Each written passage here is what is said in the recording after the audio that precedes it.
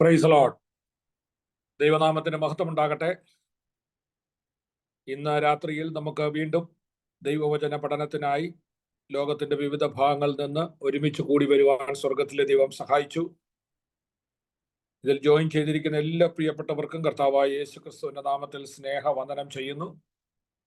കർത്താവിന്റെ ദാസൻ pastor CB Andrews ആണ് ഇന്ന് ക്ലാസ് എടുക്കുന്നത്. വെളിപ്പാട് പുസ്തക വ്യാഖ്യാനം നമ്മളെ പഠിപ്പിച്ചുകൊണ്ടിരിക്കുകയാണ്. വളരെ അനുഗ്രഹിക്കപ്പെട്ട ക്ലാസ്സുകൾ കഴിഞ്ഞ കാലങ്ങളിൽ എടുക്കുവാൻ, തുടർമാനമായി എടുക്കുവാൻ ദൈവം തന്നെ ശക്തീകരിച്ചു.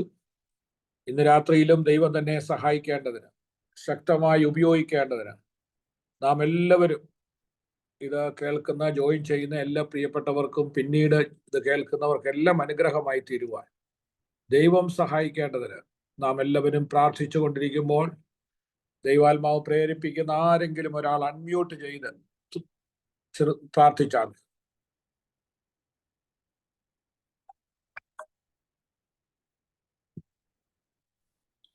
ഹല്ലേലൂയ. സ്തോത്രം സ്തോത്രം സ്തോത്രം. സ്വർഗ്ഗസ്ഥനായ ഞങ്ങളുടെ പിതാവേ, കർത്താവേ, ഞങ്ങൾക്ക് നൽകിയ സമയത്തിനായി ഞങ്ങളെ സ്തുതിക്കുന്നു. കർത്താവേ, ഞങ്ങളുടെ വചനം പഠിക്കുവാൻ തക്കോണം ഈ പ്ലാറ്റ്ഫോമിൽ ഞങ്ങളായിരിക്കുന്നു നാഥ. കർത്താവേ, ഞങ്ങളുടെ കർത്താവിന്റെ സവിശേഷതകള്, ദിവ്യ സ്വഭാവങ്ങള്, കർത്താവേ, ഈ ദിവസങ്ങളിൽ ഞാൻ പഠിച്ചുകൊണ്ടിരിക്കുന്ന കർത്താവിന്റെ 12 ദിവ്യ സവിശേഷതകളെ പറ്റിയാണല്ലോ കർത്താവെ ഇത് പഠിപ്പിക്കുവാൻ തക്കോണം. ഹല്ലേലൂയ.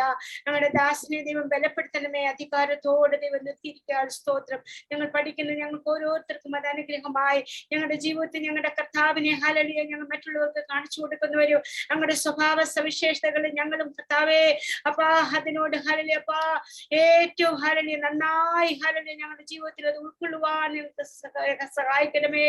ഞങ്ങളെ അവിടുത്തെ ദിവ്യജ്ഞാനത്താൽ നിറയ്ക്കണമേ കർത്താവേ. ായ സ്തോത്രം. ജക്കുവിനായ സ്തോത്രം. ഞങ്ങളുടെ ദാസനെ ദൈവം അപ്പാ വലിയ ആപത്തിൽ നിന്ന് ദൈവം രക്ഷിച്ചതിനായ സ്തോത്രം. ഞങ്ങളെ പഠിപ്പിക്കുന്ന എല്ലാ ഞങ്ങളുടെ ദാസന്മാരെയും ഞങ്ങളുടെ കരങ്ങളിൽ തെരഞ്ഞു ഒരിക്കൽ കൂടെ ഞങ്ങളെ സമ്പൂർണ്ണമായി സമർപ്പിക്കുന്നു. ഞങ്ങളുടെ വചനത്തിന് മുമ്പിൽ ഇതാ ഞങ്ങളായിരിക്കുന്നു നാഥ. അവിടുന്ന് ഞങ്ങളുടെ പ്രാർത്ഥന കേട്ടതിനായി സ്തോത്രം. യേശു ക്രിസ്തുവിന്റെ മഹത്വമുള്ള നാമത്തിൽ തന്നെ ആമേൻ. Thank you love Andy. ദൈവം സഹായിക്കട്ടെ. തുടർന്നുള്ള ക്ലാസ് എടുക്കുവാൻ കർത്താവിന്റെ ദാസൻ പാസ്റ്റർ CB ആൻഡ്രൂസിനെ വളരെ സ്നേഹത്തോടെ ആദരവോടെ ക്ഷണിക്കും. ദൈവനാമത്തിൽ വന്ദനം. നമ്മുടെ 14ാമത്തെ ലെസണിലേക്കാണ് കടന്നു വന്നിരിക്കുന്നത്. ആഴ്ചയിൽ ഒരു പ്രാവശ്യം നിങ്ങൾ എല്ലാവരും കാണുന്നത് വലിയ സന്തോഷം. കർത്താവിൻ്റെ ശ്രേഷ്ഠദാസൻ പാസ്റ്റർ ലാലു ജേക്കബിനെ ഓർത്ത് ദൈവത്തെ സ്തുതിക്കുന്നു. തൻ്റെ ദാസൻ ഈ പ്ലാറ്റ്ഫോമിൽ അധ്യക്ഷനായി ഈ പ്രവർത്തനം ശക്തിയായി നടത്തുവാൻ തക്കണം ദൈവം അഭിഷേകം ചെയ്തിരിക്കുന്ന ദൈവത്തിൻ്റെ വലിയ കൃപയ്ക്കായി ദൈവത്തെ സ്തുതിക്കുന്നു. ലോകം അറിയപ്പെടുന്ന ഒരു അനുഗ്രഹിക്കപ്പെട്ട ദൈവദാസനായി ദൈവം ഉയർത്തുവാൻ എൻ്റെ പ്രാർത്ഥനയിൽ നിരന്തരം ഓർത്തുകൊണ്ടിരിക്കുന്നു. ഇതിൻ്റെ ഡയറക്ടറായി സേവനമനുഷ്ഠിക്കുന്ന കർത്താവിൻ്റെ ശ്രേഷ്ഠദാസൻ പാസ്റ്റർ ഷാജി ദാനിയേലിനെ ഓർത്തും ദൈവത്തെ മഹത്വപ്പെടുത്തുന്നു.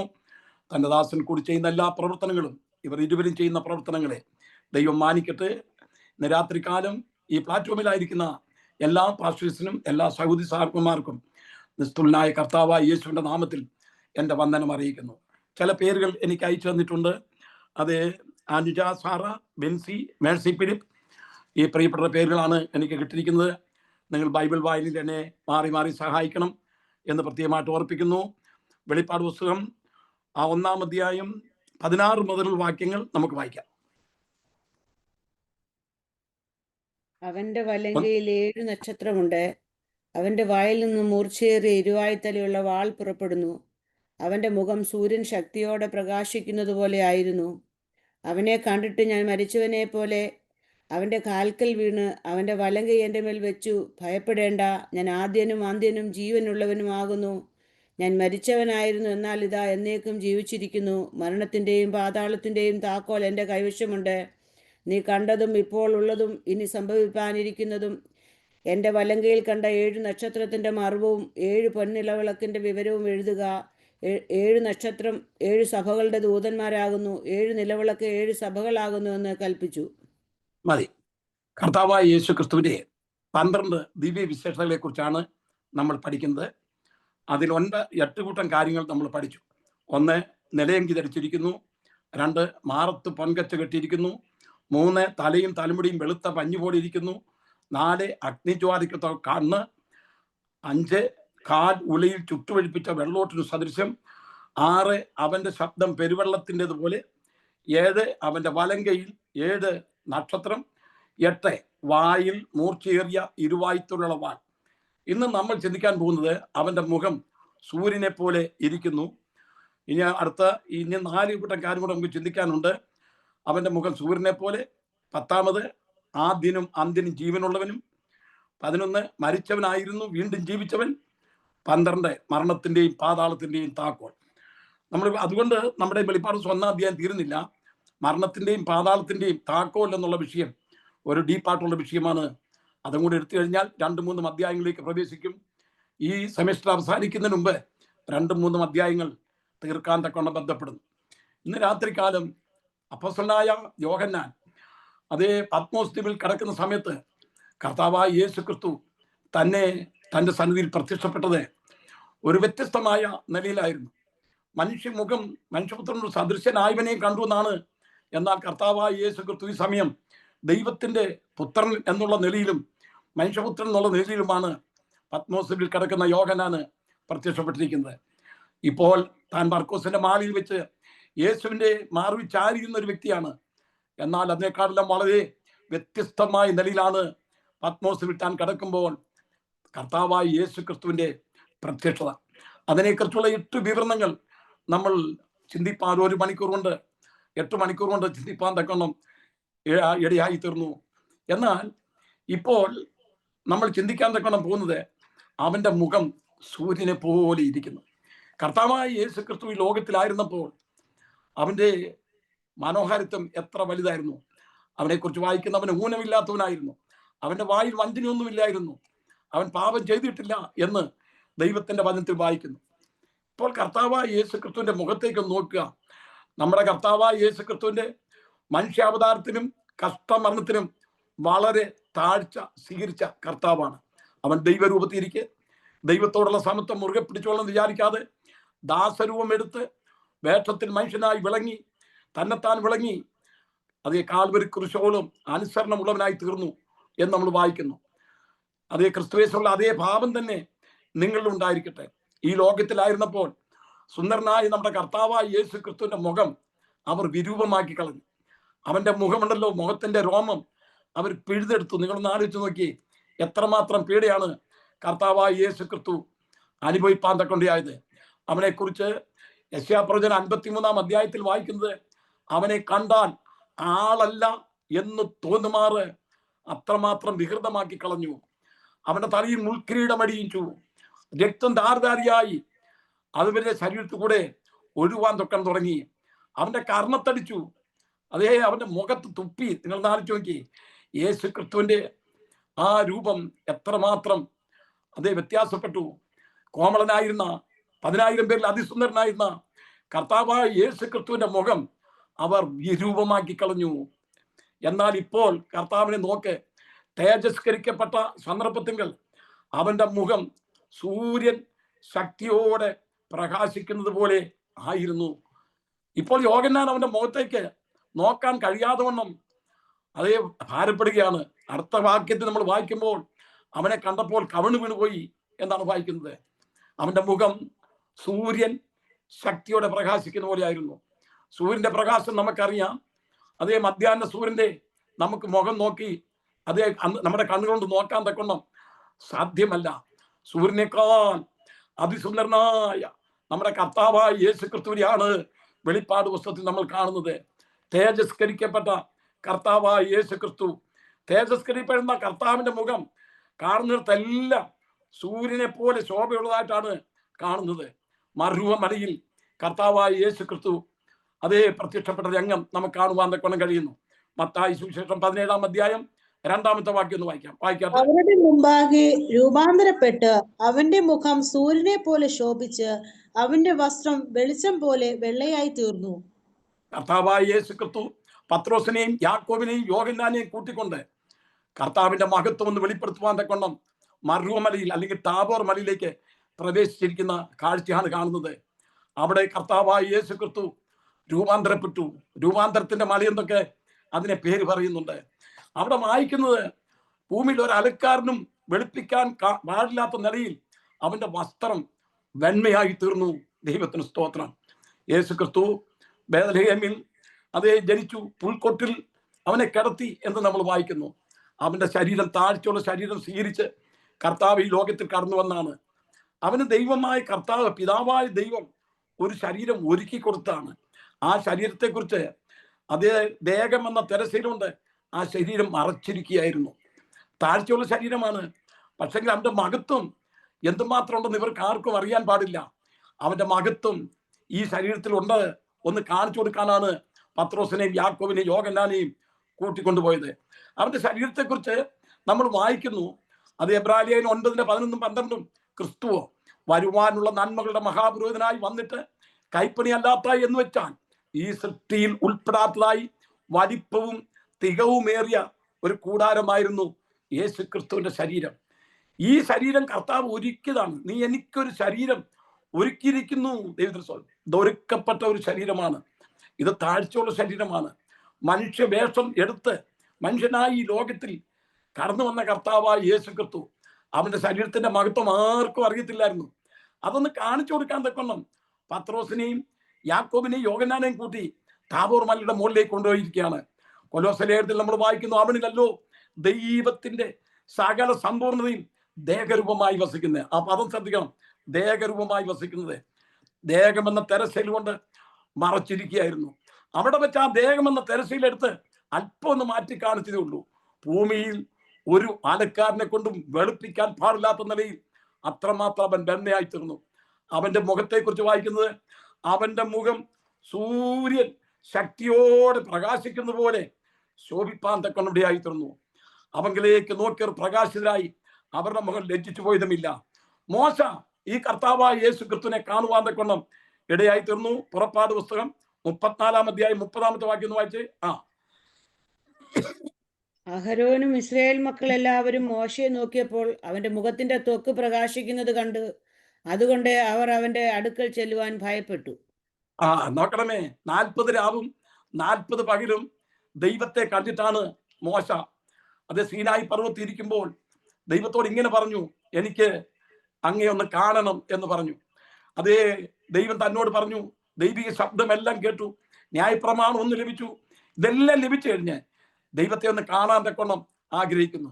നമ്മൾ യോഹന്നാന്റെ സുവിശേഷം 1-ാം അധ്യായം 18-ാമത്തെ വാക്യത്തിൽ വായിക്കുന്നത്, ദൈവത്തെ ആരും ഒരു നാളും കണ്ടിട്ടില്ല, അവന്റെ മടിയിരിക്കുന്ന ഏകജാതനായ പുത്രനാണ് അവനെ വെളിപ്പെടുത്തിയിരിക്കുന്നത്.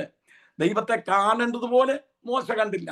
എബ്രായ ലേഖനം 1-ാം അധ്യായം 1-2 വാക്യം വായിക്കുമ്പോൾ ദൈവം പണ്ട് ഭാഗമായും വിവിധമായിട്ടും പ്രവാചകൻ മുഖാന്തരം ഈ അന്ത്യകാലത്ത് പുത്രൻ മുഖാന്തരം നമ്മളോട് അരുളി ചെയ്തിരിക്കുന്നു. ദൈവത്തിന് സ്തോത്രം. പണ്ട് ഭാഗമായിട്ടാണ്.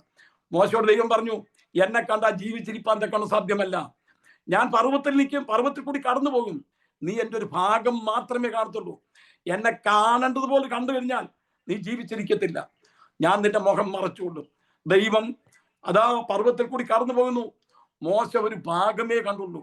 അവന് തട്ടി ദോഷം ഭവിക്കാതിരിപ്പാൻ അവന്റെ മുഖം ദൈവത്തിന്റെ കരങ്ങൾ കൊണ്ട് മറച്ചു. അത്ര മാത്രമായിട്ടാണ് മോശ കണ്ടത്. എന്നാൽ മോശയുടെ മുഖം ഉണ്ടല്ലോ, അവന്റെ രൂപം മാറിപ്പോയി. ഇവിടെ വായിക്കുന്നത്, അതേ മോശ സീനായി പർവ്വതത്തിൽ നിന്ന് ഇറങ്ങുമ്പോൾ ഇസ്രായേൽ മക്കൾ അവന്റെ മുഖത്തിന്റെ ത്വക്ക് പ്രകാശിക്കുന്നത് കണ്ടു. അവന്റെ മുഖത്തിന്റെ ത്വക്ക് ദൈവവുമായിട്ട് വാസം ചെയ്യുന്ന, ദൈവവുമായിട്ട് ബന്ധപ്പെടുന്ന, ദൈവത്തിന്റെ കരുതൽ അനുഭവിക്കുന്ന, പ്രാർത്ഥനയിൽ ഉറ്റിരിക്കുന്ന ഒരു ദൈവത്തിന്റെ പൈതലിന്റെ മുഖം കണ്ടാൽ അറിയാം പ്രാർത്ഥിക്കുന്നവനാണോ അല്ലയോ എന്നുള്ളത്. നിങ്ങൾ പ്രാർത്ഥിക്കുന്നവരുടെ മുഖത്തേക്ക് നോക്കിയാട്ടെ, ദൈവസന്നിധി സമയം ചെലവഴിക്കുന്നവരുടെ മുഖത്തേക്ക് നോക്കിയാട്ടെ, അവരുടെ മുഖത്ത് ഒരു വലിയ പ്രകാശം കാണുവാൻ തക്കണം കഴിയും. മോശ 40 രാവും 40 പകലും സീനായി പർവ്വതത്തിൽ ഇരുന്ന് ദൈവത്തിന്റെ ഒരു ഭാഗമാണ് കണ്ടത്, കാണേണ്ടതുപോലെ കണ്ടില്ല. ഒരു ഭാഗം കണ്ടു കഴിഞ്ഞപ്പോൾ അവന്റെ മുഖത്തിന്റെ തൊക്കെ പ്രകാശിക്കുവാൻ തക്കണം ഇടയായി തീർന്നു. അപ്പോസ്തലനായ പൗലോസ് അതേ അപ്പോസ്തല പ്രവൃത്തി 26-ാം അധ്യായം 13-ാമത്തെ വാക്യത്തിൽ തന്റെ ഒരു സാക്ഷ്യം നമുക്ക് കേൾക്കാം, വായിക്കാം. അപ്പോസ്തല പ്രവൃത്തി, ഞാൻ വാക്യം പറഞ്ഞോട്ടെ. അപ്പോസ്തല പ്രവൃത്തി 26-13. രാജാവേ, നട്ടുച്ചയ്ക്ക് ഞാൻ വഴിയിൽ വെച്ച് സൂര്യന്റെ പ്രകാശത്തെ കവിഞ്ഞൊരു വെളിച്ചം ആകാശത്തിൽ നിന്ന് എന്നെയും എന്നോടുകൂടെ യാത്ര ചെയ്യുന്നവരെയും ചുറ്റി പ്രകാശിക്കുന്നത് കണ്ടു. ദൈവത്തിന് സ്തോത്രം. നട്ടുച്ച സമയത്ത് രാജാവിന്റെ മുമ്പിൽ നിന്ന് പൗലോസ് തന്റെ സാക്ഷ്യം പറയുകയാണ്. അതേ അപ്പോസ്തലപ്രവൃത്തി 9-ാം അധ്യായം അവിടെ നമുക്ക് ഈ ഭാഗം കാണുവാൻ തക്കൊണ്ട് കഴിയുന്നുണ്ട്. ഇപ്പോൾ തന്റെ അനുഭവ സാക്ഷിയാണ് പറയുന്നത്. നട്ടുച്ചയ്ക്ക് സൂര്യനെ കവിയുന്ന ഒരു പ്രകാശമാണ് തന്നെ തട്ടി താഴെയിട്ടത്. ദൈവത്തിന് സ്തോത്രം. അതെ, അവിടെ വെച്ച് താൻ ചോദിക്കുന്നു, ഒരു ശബ്ദം കേട്ടു, നീ എന്നെ ഉപദ്രവിക്കുന്നുണ്ട്. പൗലോസ് അവിടെ കടന്നുകൊണ്ട് ചോദിക്കാണ്, നീ ആരാകുന്നു കർത്താവേ? നീ ഉപദ്രവിക്കുന്ന നസറേയനാകുന്ന യേശുവാകുന്നു ഞാൻ എന്ത് ചെയ്യണം? തന്നെ ആർക്കും ഒതുക്കാൻ തക്കൊണ്ട് സാധ്യമല്ലായിരുന്നു. മഹാപുരോഹിതന്മാരോടും ശാസ്ത്രിമാരോടും അധികാരപത്രം വാങ്ങിക്കൊണ്ടുള്ള യാത്രയാണ് ക്രിസ്ത്യാനികളെ സിറിയയിൽ നിന്ന് പിടിച്ചു കെട്ടി അത് ഡെമസ്കോസിന്റെ പടിവാതിക്കൽ എത്തിയപ്പോഴാണ് സൂര്യനെ കവിയുന്ന ഒരു പ്രകാശം തന്റെ മുഖത്തേക്ക് ആഞ്ഞടിപ്പാൻ തക്കണപടിയായി തീർന്നത്. ഇന്ന് രാത്രികാലം ഞാൻ നിങ്ങളെ ഓർപ്പിക്കട്ടെ, ദൈവമായിട്ട് വാസം ചെയ്യുന്ന ഒരു ദൈവത്തിന്റെ പൈതലിന്റെ മുഖം കാണുമ്പോൾ അത് നമുക്ക് അറിയുവാൻ തക്കണം കഴിയും. അത് നട്ടുച്ച സമയത്ത് സൂര്യനെ കവിയുന്ന ഒരു പ്രകാശം എന്നെ അടിക്കുവാൻ തക്കണപടിയായി തീർന്നു. ഞാൻ താഴെ വീണു. രാജാവേ, ഇത് എൻ്റെ ജീവിതത്തിൽ അനുഭവിച്ച ഒരു കാര്യമാണ്. മകനായ സാധു സുന്ദരസിംഗ് മാരാമൻ കൺവെൻഷന് പ്രസംഗിക്കാൻ കടന്നു ചെന്നപ്പോൾ ഒരു കൂട്ടം നമ്പൂതിരിമാർ തന്നെ കാണാൻ വന്ന വേളയിൽ താൻ അകത്ത് ഇരിക്കുകയായിരുന്നു. അതേ, പ്രാർത്ഥിച്ചുകൊണ്ടിരിക്കുകയായിരുന്നു. താൻ ഇറങ്ങിച്ചെന്നില്ല. നട്ടുച്ച വരെ അവർ കാത്തിരുന്നു. അതേ, ഒരു അരവസ്ത്രം ധരിച്ചുകൊണ്ട് ഇവർ തൊഴുത് കാത്തിരിക്കുകയാണ്. ഇറങ്ങിച്ചെന്ന് കഴിഞ്ഞപ്പോൾ അവർ ചോദിച്ചു, ഈ മുഖം കണ്ടപ്പോഴത്തേക്ക് അവർ അതിശയിച്ചു പോയി. അതേ, തേജസ്സിനാൽ അതേ ശോഭിക്കുന്ന ഒരു മുഖം കണ്ടു. അവർ കൂപ്പ് കൈയിലോടെ നിന്നു. സുന്ദർ സിംഗ് അവരോട് ചോദിച്ച ചോദ്യം, നിങ്ങളെ എന്തിനെന്നെ കാണാൻ വന്നു? എന്നെ ഈ നിലയിൽ ആക്കിയവനെ നിങ്ങൾ കാണണം. അതാണ് ശ്രേഷ്ഠത. നമ്മളെ രൂപാന്തരപ്പെടുത്തുവാൻ, നമ്മളെ വ്യത്യാസപ്പെടുത്തുവാൻ കഴിവുള്ള സർവശക്തനായ ദൈവത്തിന്റെ കരങ്ങളിലേക്ക് നമുക്ക് നേൽപ്പിച്ചു കൊടുക്കാം. ഗതസാമന മുതൽ കാൽവറി വരെ വികൃതമാക്കപ്പെട്ട മുഖം. അതേ, ഇപ്പോൾ യോഹന്നാൻ കാണുന്നത്, യോഹന്നാൻ ഇതൊക്കെ കണ്ടതാണ്. ക്രൂസിന്റെ ചുവട്ടിൽ കണ്ടാൽ ആളല്ല എന്ന് തോന്നുമാറ് അത്രമാത്രം വികൃതമായി കിടക്കുന്ന മുഖം, മുഖത്തൂടെ മുഖത്തടിച്ചതും കാർക്കിച്ചു തുപ്പിയതും എല്ലാം യോഹന്നാൻ നോക്കിയ സന്ദർഭത്തിൽ മുഖം അത്രമാത്രം വിരൂപമായിരുന്നു. എന്നാൽ പത്മോസ് ദ്വീപിൽ താൻ ഏകനായി കിടക്കുമ്പോൾ കർത്താവിന്റെ ഈ തേജസ്സിന്റെ പ്രത്യക്ഷത കണ്ടപ്പോൾ അവന് അടങ്ങിയിരിപ്പാൻ തക്കണം സാധിച്ചില്ല. അവന്റെ മുഖം സൂര്യൻ ശക്തിയോടെ പ്രകാശിക്കുന്ന പോലെയായിരുന്നു. യേശുക്രിസ്തുവിനെ കുറിച്ച് പൗലോസ് പറഞ്ഞിരിക്കുന്ന ഒരു ഭാഗം നമുക്ക് വായിക്കാം. 1 തിമോഥെയോസ് 6-ാം അധ്യായം 16-ാമത്തെ വാക്യം. താൻ മാത്രം അമർത്യതയുള്ളവനും അടുത്തുകൂടാത്ത വെളിച്ചത്തിൽ വസിക്കുന്നവനും മനുഷ്യരാരും കാണാത്തവനും കാണുവാൻ കഴിയാത്തവനുമായവൻ തക്ക സമയത്ത് ആ പ്രത്യക്ഷത വരുത്തും. അവന് ധന്യനായ ഏകാധിപതിയും രാജാതിരാജാവും കർത്താതി കർത്താവും താൻ മാത്രം അമർത്യതയുള്ളവനും, അടുത്ത വാചകം, അടുത്തു കൂടാത്ത വെളിച്ചത്തിൽ വസിക്കുന്ന യേശുക്രിസ്തുവിനെ കുറിച്ച് പറയുന്ന വാചകമാണത്. തിമോഥെയോസിന്റെ ലേഖനത്തിൽ ദൈവമാണ്, അവൻ മഹാദൈവമാണെന്ന് എടുത്തു പറഞ്ഞിരിക്കുന്നു നമ്മുടെ യേശുക്രിസ്തുവിനെ കുറിച്ച്. അവനെ കുറിച്ചാണ് പറയുന്നത്. ധന്യനായ ഏകാധിപതി, രാജാതിരാജാവ്, കർത്താതി കർത്താവ്, താൻ മാത്രം അമർത്യതയുള്ളവൻ, അടുത്തു കൂടാത്ത വെളിച്ചത്തിൽ വസിക്കുന്ന നമ്മുടെ കർത്താവ്. ഉത്തമഗീതത്തിൽ ശൂലേമ്യയോട് അതേ യെരൂശലേം പുത്രിമാർ ചോദ്യം ചോദിച്ചില്ലേ, നിന്റെ പ്രിയന് മറ്റു പ്രിയന്മാരെക്കാൾ എന്താണ് വിശേഷത? ഈ ശൂലേമ്യയെ കുറിച്ച് പറയുവാൻ തക്കണം ഒരുപാട് കാര്യമുണ്ട്. ഞാൻ ആ ഭാഗത്തേക്ക് കടക്കുന്നില്ല. എങ്കിലും ഒരു കാര്യം ഞാൻ ഓർപ്പിക്കട്ടെ. അവിടെ ഒരു വൃക്ഷത്തിന്റെ ചുവട്ടിൽ കിടന്ന് ഉറങ്ങിപ്പോയി. ആടുകളെ തീറ്റുന്ന ജോലിയായിരുന്നു. ഉറങ്ങിപ്പോയ സന്ദർഭത്തിൽ ഒരു ദുഷ്ടമൃഗം അവളെ കൊല്ലുവാൻ ഓടിയെടുത്തപ്പോൾ ഒരാട്ടിലെ ചെറുക്കനാണ് അവളെ വിടുവിച്ചത്. ആട്ടിലെ ചെറുക്കനുമായിട്ട് ഒരു ഉടമ്പടി ചെയ്തു, വിവാഹം കഴിച്ചുകൊള്ളാമെന്ന്. ഈ പെൺകുട്ടി അതിസുന്ദരിയാണ്. അതേ, ആട്ടിലെ ചെറുക്കനും അതികോമളനാണ്. അവർ രണ്ടുപേരും വിവാഹം കഴിക്കാമെന്ന് വാക്ക് കൊടുത്തു.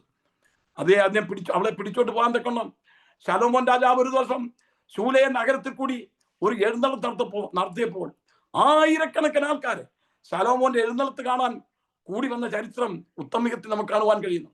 ആ സമയത്ത് ശൂലേമിയും ഈ കാഴ്ച കാണാൻ കടന്നു ചെന്നപ്പോൾ ശലോമോൻ തന്റെ എഴുന്നള്ളത്തിൽ എല്ലാരെയും അഭിവാദനം ചെയ്യുന്ന കൂട്ടത്തിൽ ശൂലേമി എന്ന പെൺകുട്ടി കാണുവാനിടയായി. അവൾ കന്യകമാരിൽ ഏറ്റവും അതിസുന്ദരിയായ ഒരു പെൺകുട്ടി. അവളെ വിവാഹം കഴിക്കണം തനിക്ക് ആഗ്രഹം തോന്നി. അവരുടെ വീടും അഡ്രസ്സും ഒക്കെ അതേ ഭൃത്യന്മാരെ കൊണ്ട് എഴുതിയെടുപ്പിച്ച് കൊട്ടാരത്തിലേക്ക് വന്നപ്പം ശലോമോൻ ഉറക്കം വരുന്നില്ല. ഇത്രമാത്രം സുന്ദരി ആ നഗരത്തിൽ, ആ രാജ്യത്ത് വേറെ ആരുമില്ല. ഈ ആട്ടിലെ പെണ്ണ്, ചെറ്റക്കുടലിൽ ജനിച്ചു വളർത്തപ്പെട്ട പെണ്ണ്, അവൾ സ്ത്രീകളിൽ അതിസുന്ദരിയാണ്. അവളെ വിവാഹം കഴിക്കാനുള്ള ആഗ്രഹം തന്റെ മനസ്സിലേക്ക് കടന്നു വന്ന് തന്റെ പട്ടാളക്കാരെ, തന്റെ ഭൃത്യന്മാരെ അവളുടെ വീട്ടിലേക്ക് പറഞ്ഞു വിട്ടു. ആങ്ങളമാർ 4 ആങ്ങളമാരവിടെ. അവന്മാരെല്ലാം ഉണ്ടല്ലോ ഒരു ജോലിക്കും പോകാതെ ചോറിയും കൊത്തി വീട്ടിരിക്കുകയാണ്. ഈ പെൺകുട്ടി ഉണ്ടല്ലോ ആടിനെ തീറ്റാൻ വിട്ടിരിക്കുകയാണ്. അവന്മാർ ഒരു ജോലിക്കും പോകുകയില്ല. അങ്ങനെ ഇരുന്നപ്പോഴാണ് ഈ ശലോമോൻ രാജാവിന്റെ ആൾക്കാർ വരുന്നത്. നിങ്ങൾക്കൊരു പെങ്ങളുണ്ടോ? ഉണ്ടെന്ന് പറഞ്ഞു. അതെ, അവളെ ഒന്ന് കാണട്ടെ. അത് എന്താ കാര്യം? അവളെന്തോ മിസ്റ്റേക്ക് കാണിച്ചെന്നാണ് വിചാരിച്ചത്. ഏതോ ഏടാ കൊടുത്തിട്ട് ചാടിയെന്ന. അവർ പറഞ്ഞു നിങ്ങളൊന്നും പേടിക്കണ്ട. അവള് ശലോമോൻ രാജാവ് എഴുന്നള്ളത്ത് നടത്തിയപ്പോൾ ആ എഴുന്നള്ളത്തി സമ്മതിക്കാൻ തക്കണം അവളും ചെന്നു. ശലോമോൻ അവളെ കണ്ടു, അവളെ ഇഷ്ടപ്പെട്ടു, അവളെ വിവാഹം കഴിക്കാൻ ആഗ്രഹിക്കുന്നു, റാണി പദവും കൊടുക്കാൻ ആഗ്രഹിക്കുന്നു, രാജ്ഞാക്കിയിരുത്താൻ. ആങ്ങളമാരുണ്ടല്ലോ ചോറിയും കൊത്തിയിരിക്കുന്ന ആങ്ങളമാര്, അവരുടെ സന്തോഷം ഒന്ന് കാണായിരുന്നു. ശലോമോൻ രാജാവ് ഞങ്ങളുടെ പെങ്ങളെ കല്യാണം കഴിക്കുകയാണെങ്കിൽ നാളെ മുതൽ ഞങ്ങൾ ശലോമോന്റെ അളിയന്മാരാ. അതേ രാജ്യത്ത് നല്ല നന്മയൊക്കെ ഉണ്ടാകുന്ന വിചാരിച്ചു അവർ 4 പേരും കൂടെ പിടിച്ച് നൃത്തം ചെയ്തു. അത് കഴിഞ്ഞ് അവളിപ്പോൾ ആടിനെ തീറ്റാൻ പോയിരിക്കുക. അവള് വരട്ടെ. അവള് വന്നു, വൈകുന്നേരം വന്നു. മോളെ എളുപ്പം പോയി കുളിച്ചൊരുങ്ങി വാ, ചുടിദാറൊക്കെ ഇട്ടോണ്ട് വാ. അവള് പോയി എന്താ ഒരു സന്തോഷ വാർത്ത പറയാനുണ്ട്. അവള് കുളിച്ചൊരുങ്ങി ചുടിദാറൊക്കെ ഇട്ടോണ്ടിങ്ങോട്ട് വന്നു. സുന്ദരിയല്ലേ? ദൈവത്തിന് സ്തോത്രം. മോളെ ഒരു കാര്യം പറയാനുണ്ട്. ശലോമോൻ രാജാവ് നിന്നെ കാണാൻ നീ പോയില്ലേ എഴുന്നള്ളത്തെ? ആ പോയി. ശലോമോൻ രാജാവ് നിന്നെ കണ്ടു. നിന്നെ കണ്ടപ്പോൾ നിന്നെ ഇഷ്ടപ്പെട്ടു, നിന്നെ വിവാഹം കഴിക്കാൻ ആഗ്രഹിക്കുന്നു. നിന്നെ വിവാഹം കഴിക്കാൻ മാത്രമല്ല രാജ്ഞിയാക്കി ഇരുത്താൻ തക്കണോ ആഗ്രഹിക്കുന്നു. ഇന്നത്തെ പെൺപിള്ളേർ വല്ലാണ്ട് ഒറ്റ ചാട്ടം ചാടിയനെ. ഈ പെങ്കച്ച തലയെ മുണിച്ച് അവിടെ നിന്നു. എന്നാണ് നീ മിണ്ടാത്തത്? അപ്പൊ അവള് പറഞ്ഞു സാധ്യമല്ല. അതിന്റെ കാര്യം, അതേ ഞാൻ ആടിനെ തീറ്റിക്കൊണ്ടിരുന്നപ്പോൾ എന്നെ ഒരു ദുഷ്ടമൃഗം, ഞാൻ ഉത്തമത്തിലെ ഒരു നല്ല വിവരണം വിവരിക്കുന്ന ഒരു കൂട്ടത്തിലാണ്. സമയമില്ല, നമ്മുടെ ക്ലാസ്സിൽ മുന്നോട്ട് പോകത്തില്ല. നിങ്ങളുടെ ഇൻട്രസ്റ്റ് കാണുമ്പോൾ ഇത് കേൾക്കണമെന്ന് ആഗ്രഹമുണ്ട്. പക്ഷെ ഞാൻ ചുരുക്കമായിട്ട് 1-2 വാചകങ്ങൾ പറഞ്ഞ് നാം മുന്നോട്ട് പോകാൻ ആഗ്രഹിക്കുന്നു. അതേ ആങ്ങളമാർ ദേഷ്യപ്പെട്ട് ഇങ്ങനെ ഇരിക്കുക, ഒരു ജോലിക്കും പോകാത്തമാർ. അവർ പറഞ്ഞു പെങ്ങളെ, നമ്മുടെ ചട്ടക്കൂടിന് വ്യത്യാസം വരാൻ പോകുന്നു. മോളെ വിവാഹം കഴിക്കുകയാണെങ്കിൽ ഞങ്ങൾ നാളെ തൊട്ട് ശലോമോന്റെ അളിയന്മാരാ, ഞങ്ങൾക്കൊരു മെച്ചമുണ്ടാകും, ഒരു ഉയർച്ച ഉണ്ടാകും. ശൂലമി പറഞ്ഞു സാധ്യമല്ല. ഞാൻ ആടുകളെ തീറ്റിക്കൊണ്ടിരുന്നപ്പോൾ ക്ഷീണം കൊണ്ട് ഞാൻ ഉറങ്ങിപ്പോയി ഒരു മരത്തിന്റെ ചുവട്ടിൽ. ദൂരെ നിന്ന് ഒരു ആട്ടിനെ ചെറുക്കൻ ഞാൻ അപകടത്തിലാണെന്ന് കണ്ടപ്പോൾ അവൻ തന്റെ ആടുകളെ വിട്ടിട്ട് അവൻ ഓടി ഇവിടേക്ക് കടന്നു വന്ന് എന്നെ ദുഷ്ടമൃഗത്തിന്റെ വായിൽ നിന്ന് രക്ഷിപ്പാൻ തക്കണം ഇടയായി തീർന്നു. ഞാൻ അവനുമായിട്ട് ഒരു ഉടമ്പടി ചെയ്തു പോയി. എനിക്ക് വാക്ക് മാറിക്കൂടാ. അവന്മാരങ്ങ് വളരെ ദേഷ്യപ്പെട്ട് കഴിഞ്ഞപ്പോൾ ഇവളോട് പറഞ്ഞു നീ ആടിനെ തീറ്റാൻ പോകണ്ട. അവളെ അടിച്ചു മുറി കേൾപ്പിച്ചു, മുന്തിരിത്തോട്ടത്തിന് കാവലാക്കി. അവർക്ക് അവിടെ നിന്ന് സ്വസ്ഥതയില്ല. അവർക്ക് എത്രയും വേഗം തന്റെ പ്രിയനെ കാണണം. വീട്ടിൽ നിന്നിറങ്ങി നാട്ടുകാരെ കണ്ടു, മതിൽ കാവൽക്കാരെന്ന. അവരെ കണ്ടപ്പോൾ ചോദിച്ചു നിങ്ങൾ ആരെങ്കിലും എന്റെ പ്രിയനെ കണ്ടു? ഉടനെ അവർ ചോദിച്ച ചോദ്യം, അവർക്ക് ഇവളെ ഒരു ധിക്കാരിയാണെന്നും അതെ ശലോമോൻ രാജ ഇവളെ കല്യാണം കഴിക്കാൻ ആഗ്രഹിച്ചിട്ട് ഇവള് സമ്മതിക്കാതെ ഒരു ചാട്ടിടി ചെറുക്കന്റെ പുറകെ നടക്കാന്ന് പറഞ്ഞ് മതിൽ കാവൽക്കാർ അവളെ അടിച്ചു മുറിവേൽപ്പിച്ചു. അവളെ ഇഷ്ടി കൊണ്ട് വെച്ച് അടിച്ചു. അവൾ ആ അടി കൊണ്ട് ദേഹത്തിൽ കൂടെ അതേ ചോര ഒഴിച്ചിട്ടും എന്റെ പ്രിയനെ എന്ന് പറഞ്ഞ് അവൾ അന്വേഷിച്ചിറങ്ങി. 3ാമത് കണ്ടൊരു കൂട്ടരാണ് യെരുശലേം പുത്രിമാര്. ശലോമോൻ രാജാവ് ഉറക്കം വരികയില്ല. ഈ പെണ്ണാണ് മുഖത്ത് വന്നിരിക്കുന്നത്. ശലോമോൻ രാജാവ് യെരുശലേം പുത്രിമാരോട് പറഞ്ഞു നിങ്ങൾ അവളെ പിടിച്ചോണ്ട് പോവാ, അവളെ ഒന്ന് കാര്യം പറഞ്ഞ് മനസ്സിലാക്കുക. അങ്ങനെ ഇരിക്കുമ്പോഴാണ് ഇവള് പ്രിയനെ അന്വേഷിച്ച് അങ്ങോട്ട് പോകുമ്പോൾ യെരുശലേം പുത്രിമാർ നൃത്തം ചെയ്തുകൊണ്ടാണ് വരുന്നത്. ആ കാഴ്ച പറ്റി മനോഹരമായിരുന്നു. ഇവളുടെ അരിക്കലേക്ക് വന്നപ്പോ ഇവക്ക് ഒരു കാര്യം അറിയാറുള്ളൂ, എന്റെ പ്രിയനെ നിങ്ങൾ കണ്ടോ? പ്രിയൻ ഉടനെ അവര് വളരെ നയത്തോടെ ശൂലേമോട് ചോദിച്ചു, മോളെ നിനക്ക് പ്രിയനുണ്ടെന്ന് പറയുന്നില്ലേ? നീ അന്വേഷിച്ച് ഇങ്ങനെ ഇറങ്ങാന്ന് ഞങ്ങളൊക്കെ അറിഞ്ഞു. എന്നാൽ ഞങ്ങൾക്ക് ഒരു കാര്യം അറിയണം, നിന്റെ പ്രിയന് മറ്റു പ്രിയന്മാരെക്കാൾ എന്താ വിശേഷം? ഞങ്ങൾക്കും പ്രിയന്മാരുണ്ട്, ഞങ്ങൾക്കൊക്കെ പ്രിയന്മാരുണ്ട്. നിന്റെ പ്രിയന് മറ്റു പ്രിയന്മാരെക്കാൾ എന്താ വിശേഷത? അവൾ പറഞ്ഞു നിങ്ങളുടെ പ്രിയന്മാരെ ഇങ്ങോട്ട് കൊണ്ടുവരാൻ പറഞ്ഞു. അവളൊരു പാട്ട് പാടി, എൻ പ്രിയൻ എപ്പോൾ സുന്ദരനായി ആരെയും ഞാൻ ഉലകിൽ കാണുന്നില്ല, മേലാലും ഞാൻ കാണുകയില്ല. സുന്ദരനാമാനോകേര നിന്നെ പിരിഞ്ഞി ലോകേ യാത്ര, പ്രാകൃതേരചാരന്മാരെ വാരിക്കുമോ വത്സല, മണ്ണെ പ്രതിമാണിക്യം വെടിയുകില്ല ഞാൻ. നിങ്ങളെന്തായാലും പാടുന്നത് പാടിക്കഴിഞ്ഞാൽ പാട്ട് മടങ്ങിപ്പോവും. എൻ പ്രിയനെ പോലെ സുന്ദരനായി. ദൈവത്തിന് സ്തോത്രം. ആരെങ്കിലും പാടുന്നെങ്കിൽ മ്യൂട്ട് ചെയ്ത് പാടണം. 1 മിനിറ്റോടെ പറഞ്ഞ് ഞാൻ ആ ഭാഗത്തേക്ക് പോവുകയാണ്. ഉടനെ ഇവരെല്ലാരും കൂടെ എന്താ എന്നറിയാമോ? ഇവിടെ ചുറ്റും അങ്ങോട്ട് ചുറ്റും വളഞ്ഞിട്ട് അങ്ങനെയാണ് ഞങ്ങൾ കൂടെ പ്രിയനെ അന്വേഷിക്കാമെന്ന് പറഞ്ഞു. നിന്റെ പ്രിയൻ ഇങ്ങനെ വലിയ വിശേഷം ഉണ്ടെങ്കിൽ അങ്ങനെ ഇപ്പൊ ഇവിടെ മനസ്സിൽ നിന്ന് കവരാനല്ലേ ശലോമോൻ പറഞ്ഞു വിട്ടത്. അങ്ങനെ മുന്നോട്ട് അവരിങ്ങനെ ചുറ്റും നിൽക്കുമ്പോൾ അവരൊരു കാര്യം, യെരൂശലേം പുത്രിമാർ കാര്യം പറഞ്ഞു. ശലോമോൻ രാജാവിന്റെ കിടക്കുണ്ടല്ലോ, ടെമ്പർ പീഡിയാക്ക് ബെഡ, പച്ചയാന്ന് പറഞ്ഞു. കിടക്കയെ കുറിച്ച് ഒരു വർണ്ണന. അവള് പറഞ്ഞേ, എന്റെ പ്രിയന്റെ കിടക്കയും പച്ചയാന്ന് പറഞ്ഞു. നിങ്ങൾ ആ ഭാഗം വായിക്കണം. കാരണം എന്നെ പച്ചയായ പുൽപ്പുറങ്ങളിൽ അവൻ കിടത്തുന്നവനാ. എന്റെ പ്രിയന്റെ കിടക്കയും പച്ചയാകുന്നു. നിങ്ങൾക്ക് സന്തോഷം. വേറൊരു ദിവസം ഞാൻ ഈ ഉത്തമത്തെ കൊണ്ട് വിവരിക്കാം. അതെ, അത് കേട്ടപ്പോഴത്തേക്ക് യെരൂശലേം പുത്രിമാര് പിന്നെ പറയാൻ തുടങ്ങി, ശലോമോൻ രാജാവിന്റെ കൊട്ടാരം, ശലോമോൻ രാജാവിന്റെ അതെ അവിടുത്തെ പട്ടാളക്കാരുടെ മാർച്ചിങ്, ശലോമോൻ രാജാവിന്റെ ജീവിതം, ഇതൊക്കെ നീ ഒന്ന് കാണണം എന്ന് പറഞ്ഞപ്പോൾ അവളൊരു പാട്ട് പാടി. യെരൂശലേം പുത്രിമാരൻ ചുറ്റും നിന്നു രാപകൽ, പ്രിയനോടുള്ള അനുരാഗം കവർന്നിടുവീൻ. എന്റെ പ്രിയൻ വെണ്ണയും ചുവപ്പുമുള്ളവൻ. അവൾ പറഞ്ഞത് 10,000 പേരിൽ അതിശ്രേഷ്ഠൻ. നമ്മുടെ യേശു ആരാ? 10,000 അതിശ്രേഷ്ഠന. ധന്യനായ ഏകാധിപതി, രാജാതി രാജാവ്, കർത്താതി കർത്താവ്, താൻ മാത്രം അമർത്യതയുള്ളവൻ. ശൂലേമി പറഞ്ഞു, എനിക്ക് വേണ്ട, എനിക്ക് എന്റെ പ്രിയനെ മതി. അവസാനം നാരകത്തിന്റെ ചുവട്ടിൽ വെച്ച് അവളെ കണ്ടുമുട്ടി. ഉത്തമഗീത 8-ാം അധ്യായം 5-ാമത്തെ വാക്യം. അവൾ തന്റെ പ്രിയനെ കണ്ടു കഴിഞ്ഞപ്പോൾ അവന്റെ മാർവിലേക്ക് ചാരി. അവളെ കുറിച്ച് വായിക്കുന്നത് ഇങ്ങനെയാണ്: മരുഭൂമിയിൽ തന്റെ പ്രിയന്റെ മേൽ ചാരിക്കൊണ്ട് വരുന്ന ഒരു ഇവൾ. നമ്മുടെ കർത്താവായ യേശു കോമളൻ, പവിത്രൻ, നിഷ്കളങ്കൻ, നിർദോഷൻ, പാപികളിൽ നിന്ന് വേർപെട്ടവൻ. ആ യേശുവാണ് നമ്മുടെ ദൈവം. ദൈവത്തിന് സ്തോത്രം. അവന്റെ മുഖം സൂര്യൻ ശക്തിയോടെ പ്രകാശിക്കുന്ന പോലെ ആകുന്നു. മലാക്കി പ്രവചനം 4-ാം അധ്യായം 2-ാമത്തെ വാക്യം വായിക്കാം. ഭയപ്പെടുന്ന നിങ്ങൾക്കോ നീതി സൂര്യൻ തന്റെ ചിറകിൻ കീഴിൽ രോഗോപശാന്തിയോടുകൂടെ ഉദിക്കും. നിങ്ങളും പുറപ്പെട്ട് തൊഴുത്തിൽ നിന്ന് വരുന്ന പശുക്കിടാക്കളെ പോലെ തുള്ളിച്ചാടും. നോക്കണമേ, നീതി സൂര്യൻ. ആ നീതി സൂര്യൻ ആരാണ്? അതേ, നമ്മുടെ കർത്താവായ യേശു ക്രിസ്തുവാണ്. നീതി സൂര്യൻ രോഗോപശാന്തിയോട് കൂടെ അതേ ഉദിക്കും. നിങ്ങളും പശുക്കിടാക്കളെ പോലെ തുള്ളിച്ചാടും. മലാക്കി പ്രവചനം 4-ാം അധ്യായം 1-ാമത്തെ വാക്യം നമ്മൾ വായിക്കുമ്പോൾ അതേ ചൂള പോലെ കത്തുന്ന ഒരു ദിവസം വരുമെന്നാണ്. അന്ന് സകല അഹങ്കാരികളും താഴ്ന്നയാകും. വരുവാനുള്ള ആ ദിവസം വേരും കൊമ്പും ശേഷിപ്പിക്കാതെ ദഹിപ്പിച്ച് കളയുമെന്ന് സൈന്യങ്ങളുടെ ദൈവമായ യഹോവ അരുളി ചെയ്യുന്നു. അത് പറഞ്ഞ് അവസാനിപ്പിക്കുമ്പോൾ പറയാണ്, നീതി സൂര്യൻ പ്രത്യക്ഷപ്പെടുന്ന ഒരു സന്ദർഭമുണ്ട്. നമ്മുടെ കർത്താവായ യേശു ക്രിസ്തു നീതി സൂര്യനാണ്. 84-ാം സങ്കീർത്തനം 11-ാമത്തെ വാക്യം വായിച്ച്. യഹോവയായ ദൈവം സൂര്യനും പരിചയം ആകുന്നു. യഹോവ കൃപയും മഹത്വവും നൽകുന്നു. നേരോടെ നടക്കുന്നവർക്ക് അവൻ ഒരു നന്മയും മുടക്കുകയില്ല. യഹോവയായ ദൈവം സൂര്യനും പരിചയമാകുന്നു. നേരോടെ നടക്കുന്നവർക്ക് അവിടെ ഒരു നന്മയും മുടക്കുകയില്ല. എന്റെ നാമത്തെ ഭയപ്പെടുന്ന നിങ്ങൾക്കോ നീതി സൂര്യൻ തന്റെ ചിറകിൻ രോഗോപശാന്തിയോടുകൂടെ ഉദിക്കും. നിങ്ങളും പുറപ്പെട്ട് തൊഴുത്തിൽ നിന്ന് വരുന്ന പശുക്കിടാക്കളെ പോലെ തുള്ളിച്ചാടുന്ന ഒരു ദിവസമുണ്ട്. ഈ നീതി സൂര്യനെ കാണാൻ പോകുന്ന ഒരു സന്ദർഭം നമുക്ക് എത്രയും വേഗം ആസന്നമായിരിക്കുന്നു. വെളിപ്പാട് പുസ്തകം 6-ാം അധ്യായം 16-ാമത്തെ വാക്യം വായിക്കുമ്പോൾ മഹോദരകാലത്ത് നടക്കുന്ന സംഭവം 6-16 വായിച്ചേ. ഞങ്ങളുടെ മേൽ വീഴുവിൻ, സിംഹാസനത്തിൽ ഇരിക്കുന്നവന്റെ മുഖം കാണാതെ വണ്ണവും കുഞ്ഞാടിന്റെ കോപം തട്ടാതെ വണ്ണവും ഞങ്ങളെ മറപ്പിൻ. നോക്കണമേ, സിംഹാസനത്തിൽ ഇരിക്കുന്നവന്റെ മുഖം ഞങ്ങൾക്ക് കാണണ്ട.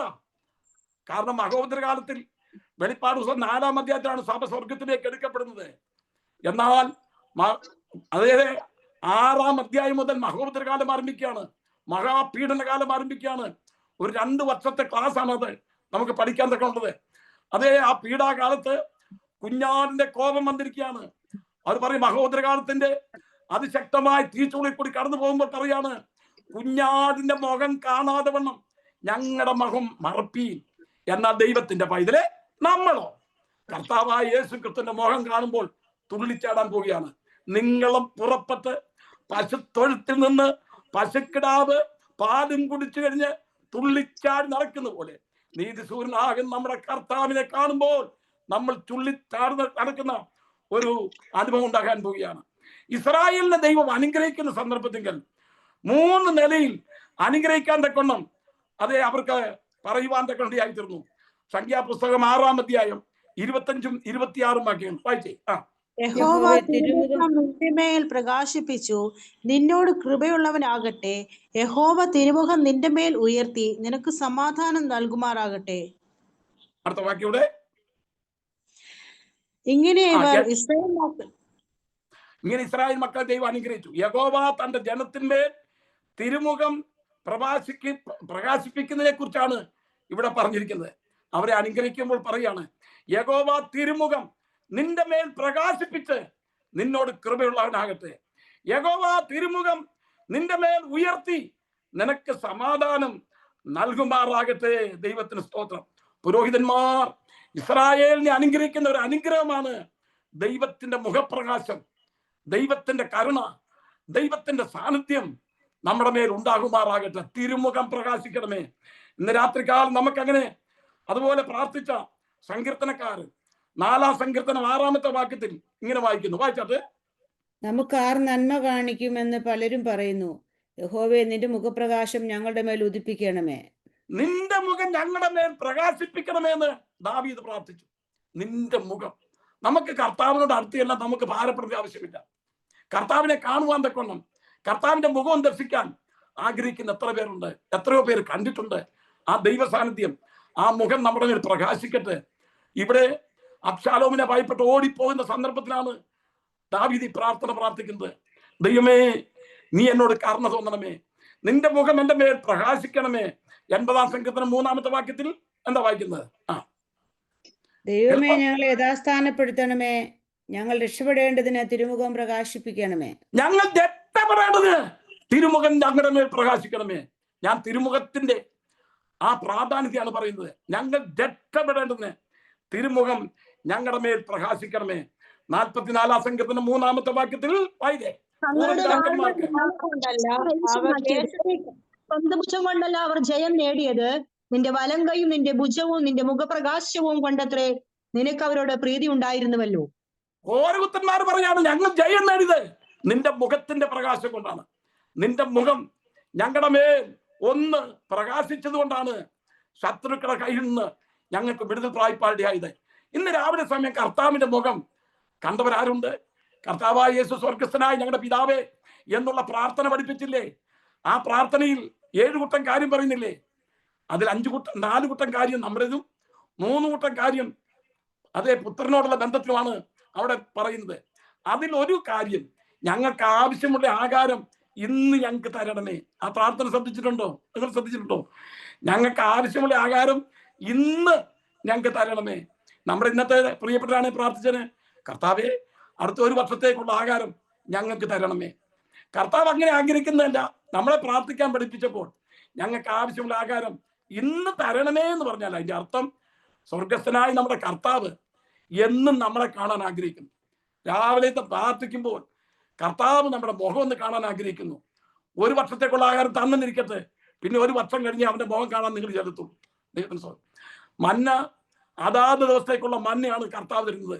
എന്നും ദൈവത്തെ നോക്കി ദൈവത്തിന്റെ മുഖം കണ്ടുകൊണ്ട് നമ്മൾ അനുഗ്രഹം പ്രാപിപ്പാൻ ദൈവം നമ്മളെ കുറിച്ച് ആഗ്രഹിക്കുന്നു. ദൈവത്തിന് സ്തോത്രം. 119-ാം സങ്കീർത്തനം 135-ാമത്തെ വാക്യം, 135 അടിയനെ നിന്റെ മുഖം പ്രകാശിപ്പിച്ച് നിന്റെ ചട്ടങ്ങളെ എനിക്ക് ഉപദേശിച്ചു തരണമേ. അടിയന്റെ മേൽ തിരുമുഖം പ്രകാശിപ്പിച്ച് നിന്റെ ചട്ടങ്ങളെ എനിക്ക് ഉപദേശിച്ചു തരണമേ. അതേ കൊരിന്ത്യലേഖനത്തിൽ ഇങ്ങനൊരു വാക്യമുണ്ട്, ഇരുട്ടിൽ നിന്ന് വെളിച്ചം പ്രകാശിക്കണമെന്ന് അരുളിച്ച ദൈവം യേശു ക്രിസ്തുവിന്റെ മുഖത്തിലുള്ള ദൈവ തേജസ്സിന്റെ പരിജ്ഞാനം വിളങ്ങിക്കേണ്ടതിന് ഞങ്ങളുടെ ഹൃദയങ്ങളിൽ പ്രകാശിപ്പിച്ചിരിക്കുന്നു. 2 കൊരിന്ത്യർ 4-ാം അധ്യായം 6-ാമത്തെ വാക്യത്തിൽ വായിക്കുന്നുണ്ട്. ഈ പ്രകാശത്തെ കുറിച്ച് എത്ര വർണ്ണിച്ചാലും നമുക്ക് തീർക്കുവാൻ തക്കണം സാധ്യമല്ല. ദൈവത്തിന്റെ മുഖം നമ്മുടെ മേൽ പ്രകാശിക്കുവാൻ ദൈവമായ കർത്താവ് സഹായിക്കട്ടെ എന്ന് പ്രത്യേകമായി പ്രാർത്ഥിക്കുന്നു. ഇനി ഭാവിയിൽ എന്താ സംഭവിക്കാൻ പോകുന്നത്? വെളിപ്പാട് പുസ്തകം 21-ാം അധ്യായം 23-ാമത്തെ വാക്യം ഒന്ന് വായിച്ചു. നഗരത്തിൽ പ്രകാശിപ്പാൻ സൂര്യനും ചന്ദ്രനും ആവശ്യമില്ല, ദൈവ തേജസ് അതിനെ പ്രകാശിപ്പിച്ചു, കുഞ്ഞാട് അതിന്റെ വിളക്കാകുന്നു. ഇനി രാത്രി ഉണ്ടാകില്ല. ദൈവമായ കർത്താവ് അവരുടെ മേൽ പ്രകാശിക്കുന്നുണ്ട്. വിളക്കിന്റെ വെളിച്ചമോ സൂര്യന്റെ പ്രകാശമോ ആവശ്യമില്ല. കുഞ്ഞാടാണ് വിളക്ക്. വെളിപ്പാട് 22:5 വായിച്ച്. ഇനി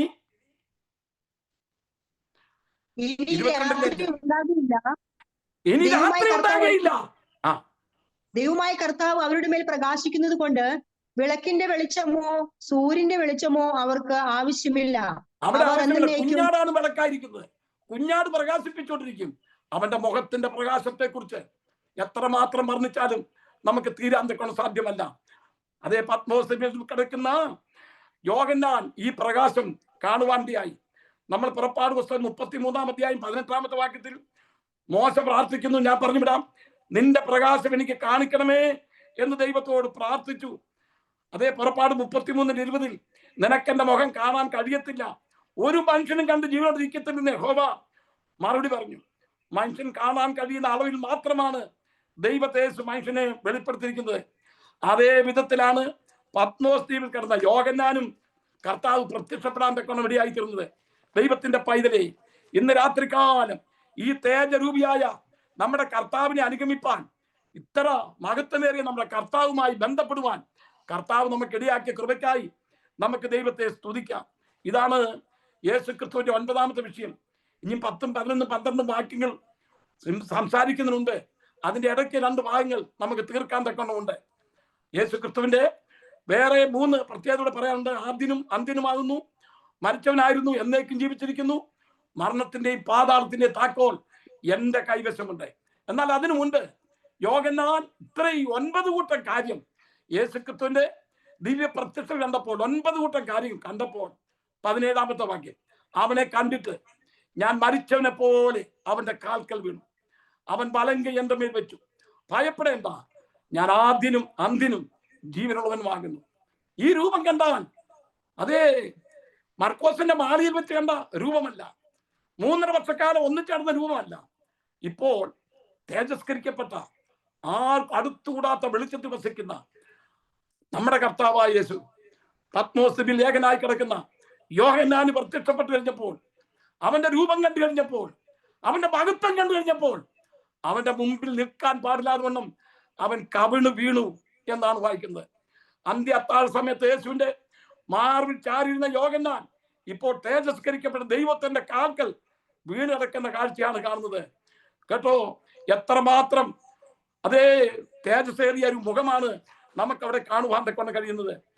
അതേ കവിണ് വീണു എന്നാണ് വായിക്കുന്നത്. നമ്മൾ പഴയ നിയമമൊക്കെ വായിക്കാമെങ്കിൽ യേശുക്രിസ്തുവിന്റെ ആത്മാവിന്റെ സ്പർശനം വെക്കുമ്പോൾ കവിണ് വീണതായിട്ടാണ് കാണുന്നത്. കവിണ് വീഴുക.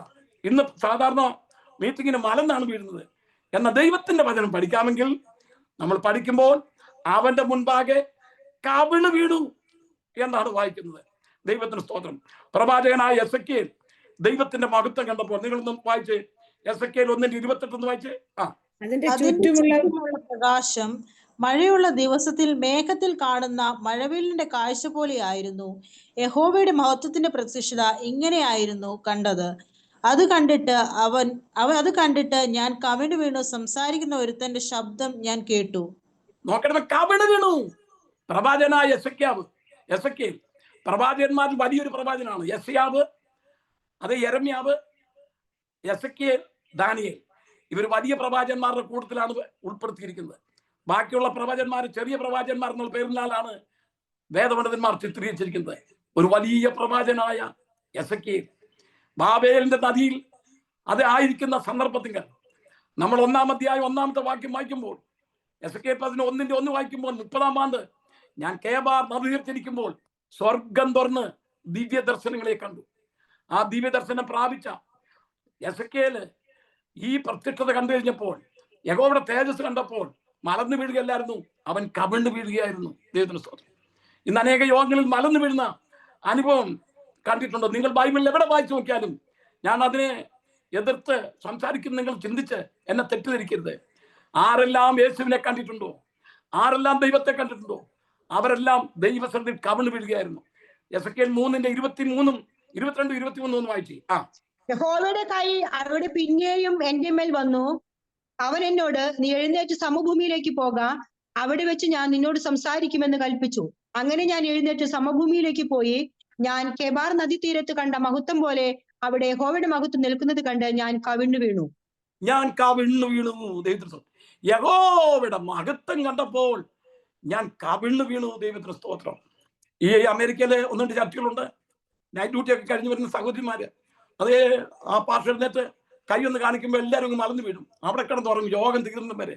കാരണം അവർക്ക് ഉറങ്ങാൻ കിട്ടിയ സന്ദർഭമല്ലേ. നിങ്ങൾ യൂട്യൂബ് ചാനലൊക്കെ നോക്കിയാൽ അത് കാണാൻ കഴിഞ്ഞു. നൈറ്റ് ഡ്യൂട്ടി വന്ന അത് കഴിഞ്ഞ് അവിടെ വന്നിട്ട് പാസിംഗ് ഇരുന്ന് കാണിക്കുമ്പോൾ കൈ വീശുമ്പോഴത്തേക്ക് എല്ലാവരും മറന്നു വീഴും. അവരവിടെ കിടന്നങ്ങ് ഉറങ്ങും. യോൻ കഴിഞ്ഞാണ് എഴുന്നേക്കുന്നത്. എന്നാൽ ഇവിടെ യഹോവയുടെ മഹത്വത്തിന്റെ ദർശനം കണ്ടപ്പോൾ പ്രവാചകനായ യെസയ്ക്കേൽ കവിണ്ണു വീണു. അതാണ് ദൈവത്തിന്റെ വചനത്തിന്റെ പ്രമാണം. 44-ാം അധ്യായം 4-ാമത്തെ വാക്യം ഒന്ന് വായിച്ച്. പിന്നെ അവൻ എന്നെ വടക്കേ ഗോപുരം വഴിയായി ആലയത്തിന്റെ മുമ്പിൽ കൊണ്ടുചെന്ന് ഞാൻ നോക്കി, യഹോവയുടെ തേജസ് യഹോവയുടെ ആലയത്തിൽ നിറഞ്ഞിരിക്കുന്നത് കണ്ട് കവിണ്ണു വീണു. കവിണ്ണു വീണു. ദൈവസന്നിധി കവിണ്ണു വീഴുന്നത് ഒരു അനുഗ്രഹമായിട്ടാണ് ദൈവത്തിന്റെ വചനത്തിൽ കാണുന്നത്. അങ്ങനെ കവിണ്ണു വീണ പ്രിയപ്പെട്ടവരെ കുറിച്ച് ഞാൻ തിരുവനന്തപുരത്തിൽ കൂടെ തെളിയിക്കാൻ തക്കണം ആഗ്രഹിക്കുന്നു. യെശയ്യാ പ്രവചനം 6-ാം അധ്യായം 5-ാമത്തെ വാക്യം വായിക്കുമ്പോൾ ഉസ്സിയാ രാജാവ് മരിച്ച ആണ്ടിൽ കർത്താവ് ഉയർന്നും പൊങ്ങിയുള്ള സിംഹാസനിരിക്കുന്നത് അതേ യെശയ്യാവ് കണ്ടു.